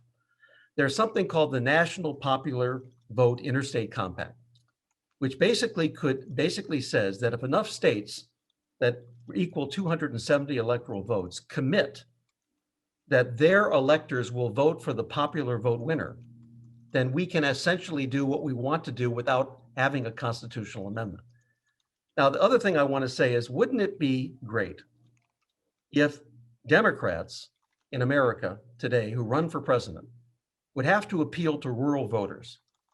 Wouldn't it be great if Republican candidates for president had to appeal to urban voters? The reason it doesn't happen today is because of the tyranny of the minority, the tyranny of a dozen swing states who literally outvote 40 other states in America. That makes no sense. I want to see a candidate for the president of the United States. I want to see that candidate go to California, a Republican. And I want that Republican to go to the 4.5 million voters in that state who are Republican and appeal to them. I want a Democratic candidate for president to go to Texas and to appeal to the 4 million Democrats in that state. They're ignored. The Democrats in Texas are ignored. The Republicans in California and New York are ignored. That makes no sense. What makes sense is that if we truly want to depolarize this country, then we have to stop treating it as if it is a Lego set of red and blue states. If you take a look at all the counties and how they vote in America, all of a sudden it looks more purple. That's the way we should vote in America, not based on where you live, but based on what you believe. All right, very good. With that, Ms. Dean Fisher is thanked. Jazz hands, you're already getting them. Yes, very good. Thank you. So next we'll go to Senator Jacobson. Senator, 2 minutes. Madam Chair, thank you again for the opportunity to participate in this debate. First to my friend, Lieutenant Governor Fisher, the so-called swing states are microcosms of the country with rural, urban, and suburban areas and all different kinds of employment. I do think if you can appeal to rural voters there, you are appealing, in fact, to rural voters everywhere, and the same goes for urban and suburban. To Governor Celeste, to the chair, and referencing Governor Celeste, I'm a student of history as well, and here's the timeline of the Constitutional Convention. On July 12th, 1787, the 3/5 clause for apportioning representatives and direct taxes was decided upon. 4 days later came the Great Compromise that was proposed by Connecticut's Roger Sherman for equal representation in the Senate and proportional representation in the House. It wasn't until 6 weeks later, the first week of September 1787, that the method for choosing a president was decided. Unfortunately, the new revisionist history falsely links the adoption of the Electoral College with slavery, and they have it exactly backward. First, slavery, the counting of slave states and free states, was decided, including the notorious and deplorable 3/5 clause. That was decided long before. I would similarly note about my colleague, Senator Turner's comment that the election of 1876 had Samuel Tilden, who did receive more votes, because the votes of former slaves in the former slave states were suppressed, often violently, by former slave owners in the KKK. And if Tilden had become president, he not only would have abolished Reconstruction completely, but used the power of the federal government against the former slaves. There is not a good argument to be made that Rutherford Hayes was a worse choice as far as the plight of former slaves went. And finally, one concern that has only been discussed by the prescient questioner, we think of popular vote in terms of one candidate reaching majority, or at least somewhere close to it. But that only works because our electoral college system ensures that a party has to come in first in a state to receive any electoral votes at all. If we eliminate the electoral vote, we will indeed have a multiplicity of parties. More people agree with the Green Party or Libertarian Party's platform than vote for it. Imagine the chaos that would ensue if we had a president who received a small sliver of the popular vote running on a narrow issue or factional appeal, or a president who had to be chosen in a runoff. If you think rich people and corporations dominate politics today, imagine how they would dominate a short runoff period where ordinary citizens' voices and money and time could not be marshaled effectively.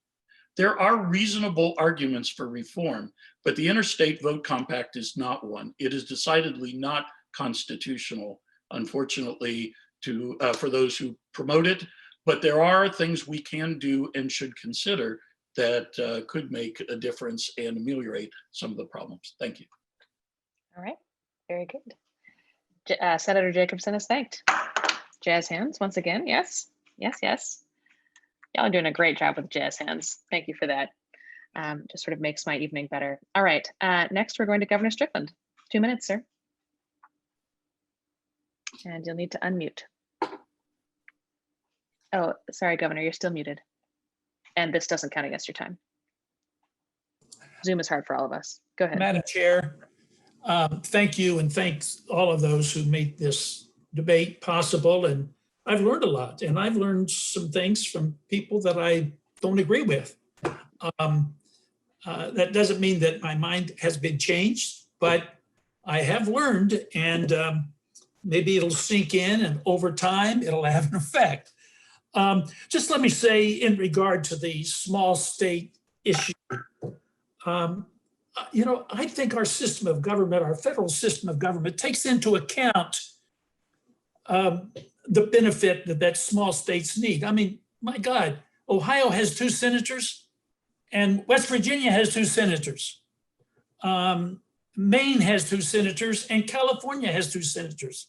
So I think the senatorial representation in our form of government really helps small states and gives them a kind of influence that I'm not sure they're totally entitled to, but it's there.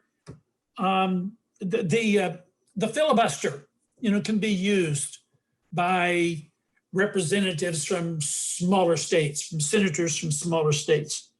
So I recognize the concern for smaller states and for smaller states not being, overwhelmed by the majority. But I think what we really have in this country right now is not a tyranny of the majority, but a tyranny of the majority, a tyranny of the minority. It seems to me that the minority really has an unequal influence over what happens with our government. And getting back to the slavery issue, it may not be the only issue, and with my friend Jeff thinks it's not as important as I do, but it certainly was a factor. And we are at a time in our country where we want to expand the rights of everyone, including, the minority population in this country. And it seems to me like one of the ways to do that would be to get rid of the Electoral College. And just let me say one thing. As of July the 20th, 15 states had adopted the popular vote interstate compact, which represents 73% of the 270 electoral votes needed to elect a president. So this is one way to do it without actually changing the Constitution, because the Constitution gives the states the authority to decide how they allocate their electoral votes. And if enough states agree to this pact, and Jeff said it's unconstitutional, it certainly would be challenged in the courts. I don't know that it would be declared unconstitutional, but that may be one way to deal with this without having to go through the entire process of amending the Constitution. All right, very good. With that, the governor's thanked. Yes, jazz hands. And that was perfectly on time, Governor, by the way, well done. And so next we're gonna go to Mr. Sullivan. Go ahead, 2 minutes. Thank you. Recognizing the time, I want to be brief. I'll just reemphasize that our Constitution is a unique governing document in the history of the world, and we should not take for granted what it has delivered. And one of the most awesome things it's delivered is the peaceful transition of power for 230 years. That is also probably unique in the history of the world. And that by itself is very worthy. The last comment I would like to make is a thank you, April, Madam Chair, to you and for the sponsors of this, because what we are missing in our society is a greater element of civil discourse, and we seem to have a growing lack of assumption of goodwill amongst our fellow citizens. And we need to return to the assumption of goodwill that we all have when we see each other at Walmart or McDonald's or in the street. And that is destroyed by social media. It's destroyed by forces that want to cause this discord. And what you all have helped create here today, I hope can be expanded in other places. Thank you. Well, many jazz hands for that. Thank you so much, Mr. Sullivan. All right, Senator Turner, your 2 minutes. Thank you, Madam Chair, and ditto to what my colleague, Mr. Sullivan, said about you and your leadership of this, and to all of us. I've certainly learned a lot too. The historic roots of the Electoral College is just terrible. There's no way around that. We know that racism and bigotry and white supremacy certainly is in the DNA of this country. Cannot deny it. Just go ahead and read the history. To my colleague, Senator Jacobson, I brought up Samuel Tilden, not the merits of his politics, but to say that he won 51% of the vote, and there was a compromise made. The Electoral College couldn't handle it. It went to the Congress. The Congress made a compromise. And in that compromise, they agreed to dial down Reconstruction. So I'm not going to argue the politics of Tilden. I will say that the way that that compromise was done was wrong. And that compromise had a chilling effect on the African-American community for generations, an impact that still haunts my community to this day. The rise of Jim Crow, legalized separation of the races, et cetera, you name it. From 1877 to the 20th century, the Black nadir, which is the low point for African Americans in the United States of America. 2, control mischief. My God, there's a lot of mischief going on in this country by the few. And that is the few powerful corporatist interests that still continue to control our politics to this day, as it did when the framers created this system. And as far as identity politics, where there is a whole lot of identity politics going on today, and it's called the identity of green, the identity of the elites against the poor, the working poor, and the barely middle class from all walks of life. But sisters and brothers, I see promise in this problem. And the promise is that when conscious-minded people come together, when ordinary people put a little extra on their ordinary, extraordinary things can happen. And we can come to an agreement in the United States of America to do what is right, to do what is just, and to do what is good. Our children are looking at us and they are going to question, how did we let racism reign for so long? How did we let sexism reign for so long? And my God, you guys didn't take the chance and the opportunity to rethink the Electoral College and lift up the whole notion of one woman, one man, and one vote. Sisters and brothers, I subscribe that we can actually do something about this in our time and continue to work towards forming a more perfect union. All right. And with that, the senator is thanked. I could listen to you all day. All right. And finally, Attorney General Yost, take us home. So we have a bargain between the large and the small. Now, things have not changed since the days of the founding. We still have small states that could be obliterated in policy considerations by the populace.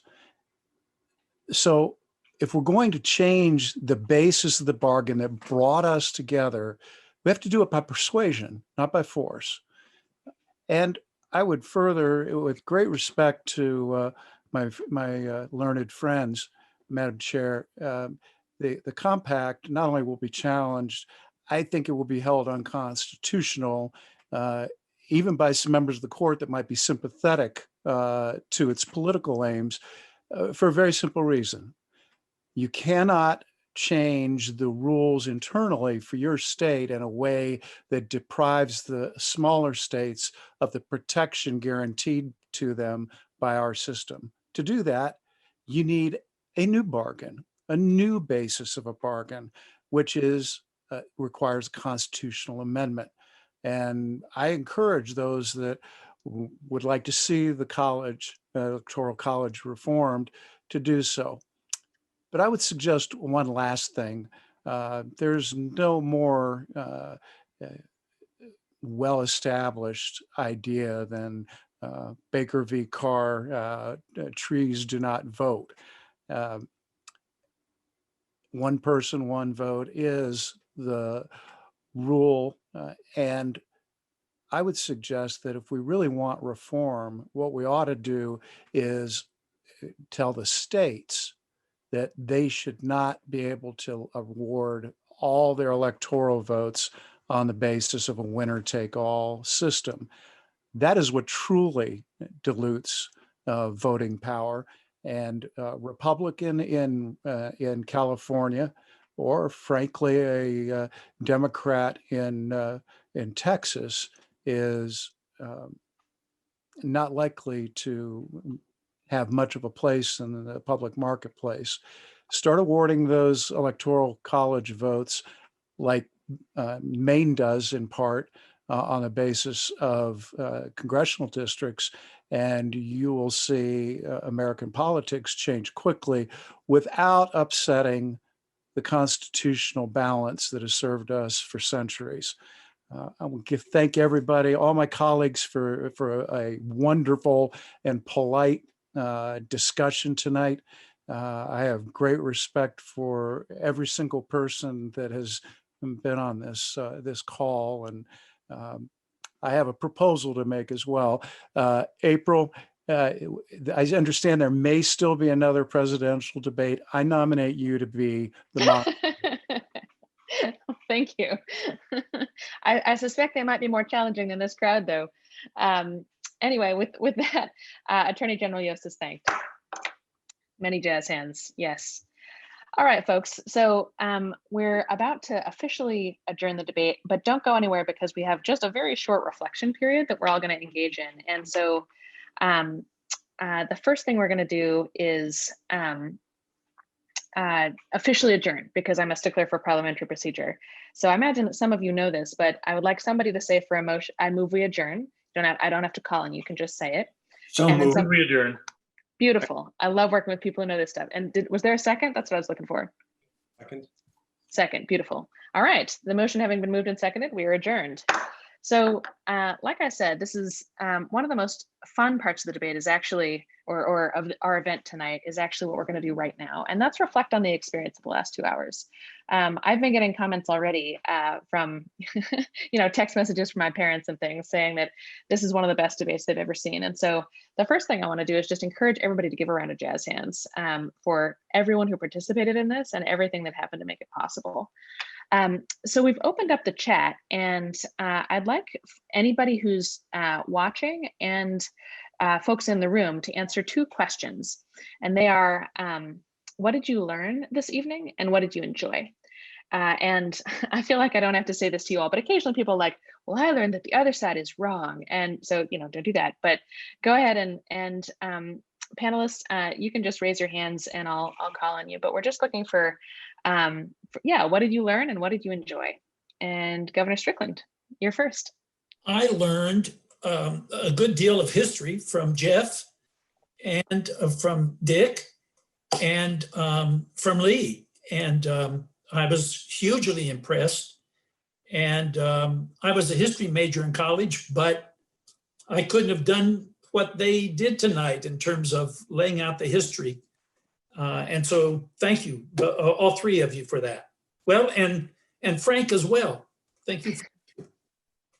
Absolutely. I'm going to remind or just ask those of you who are putting messages in the chat, send them to all panelists and attendees because we want everybody to be able to see this. I'm seeing really good comments come in. Governor Celeste. I learned that we need a better gender balance in our panel. Yep. Totally. Further comments. Dean Fisher. I was intrigued by something that Attorney General Yost said because he actually did something that I think is important in a debate, and that is to search for common ground. And he said that maybe we should reconsider the winner take all. Even if his proposal would not reach the outcome that I desire, to me, that's what you want in a debate, to find ways that we can at least find some common ground. And to me, the essence of the Electoral College deficiency is in the fact that it's a winner-take-all system. And although I would not prefer the congressional representation solution that he suggested, it is far better than the one we have now. And I think that's part of a debate looking for common ground. Mm-hmm. Mm-hmm. Absolutely. Others? I had the opportunity to see firsthand the passion of Senator Turner, which I missed because I left the Senate right before she arrived, and a great deal of respect for that. And I feel myself fortunate for not having had to debate it every day for several years. Absolutely. Other folks, things you learned or enjoyed.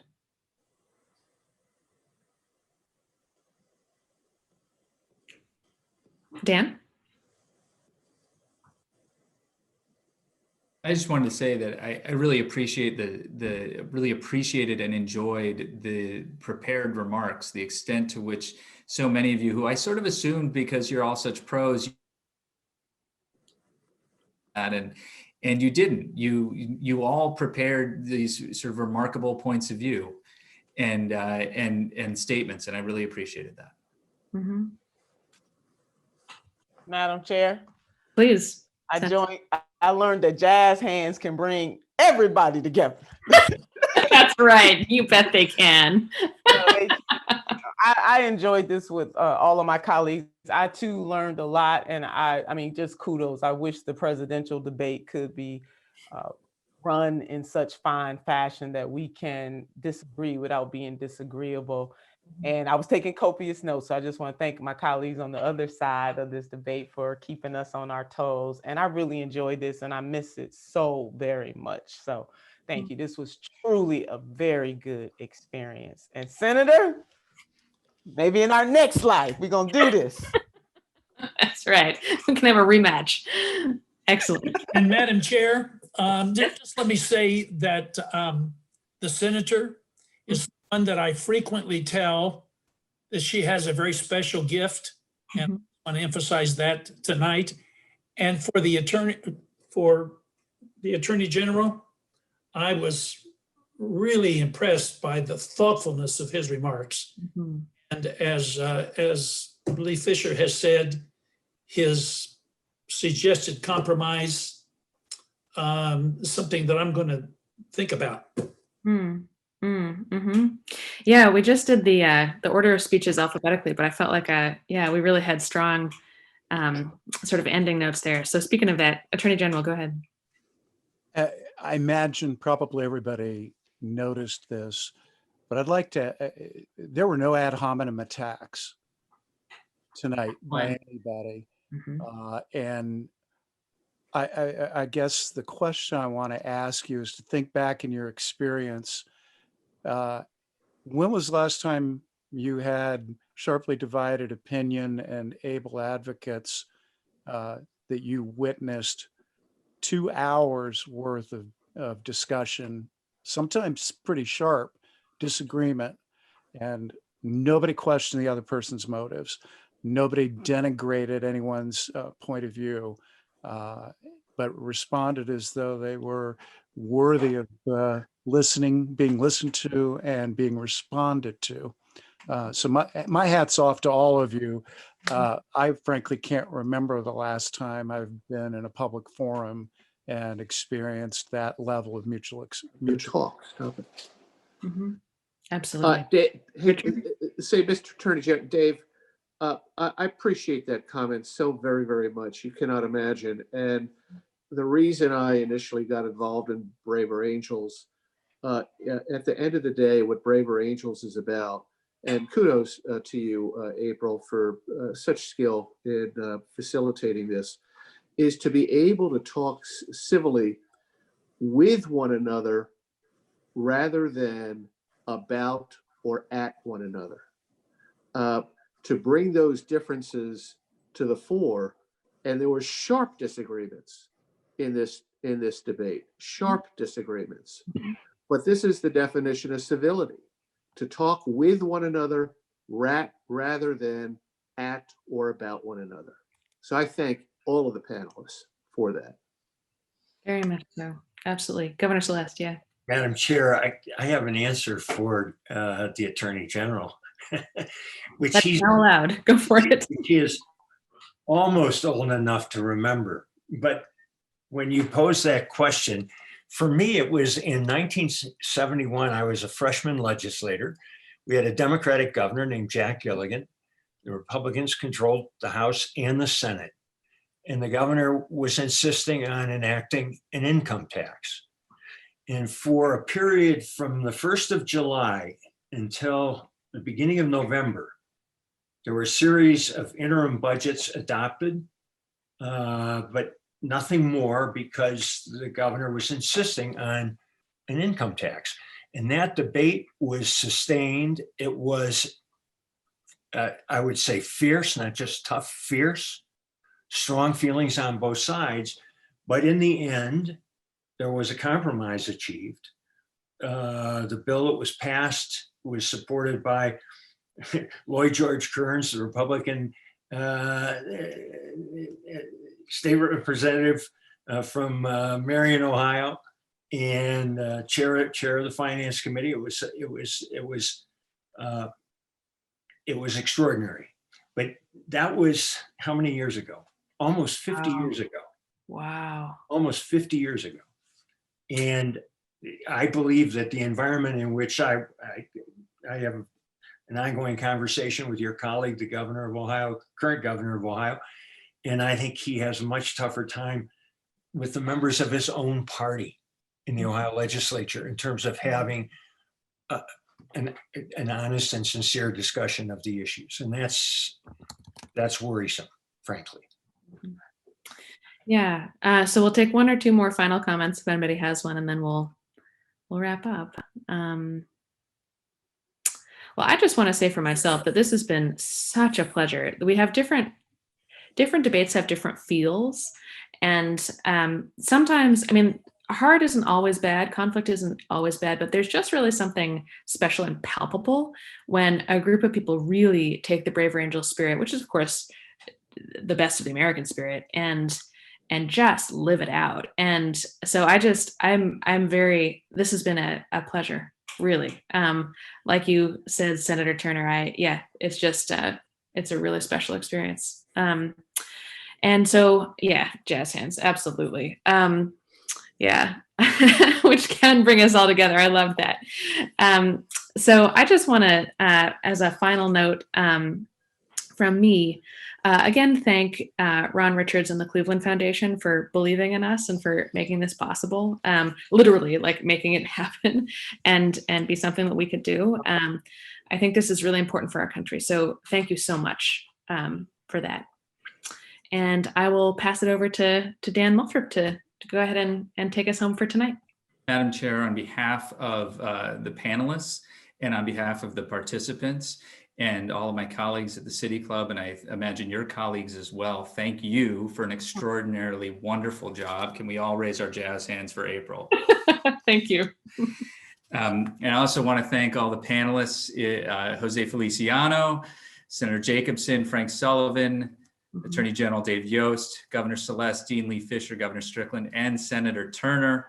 Thank you so much for participating in this. As you can see by the comments in the chat, this is really a model of civility. And I think we really have achieved something really wonderful here tonight. And I want to echo your thanks and your gratitude towards our friends at the Cleveland Foundation, and in particular to Ron Richard. Also, thank you very much, County Executive Armond Budish, for kicking us off. David Blankenhorn, thank you as well for your partnership in all of this. And I just want to note, everybody, as we finish up, when the Electoral College was set up, when it was sort of conceived, it was a compromise to unite the 13 sovereign states. And today we are citizens all of the United States, made closer, brought closer to one another because of this debate and because of jazz hands, to be perfectly frank. So thank all of you for being a part of this. Please, as you're thinking about this tomorrow, and I suspect you will, share it with a colleague, share it with a friend, share it with a family member, and bring this spirit with you through the election, and definitely to whatever Thanksgiving table you are setting up for yourself, because it's desperately needed. Thank you all so much. Have a wonderful, wonderful night.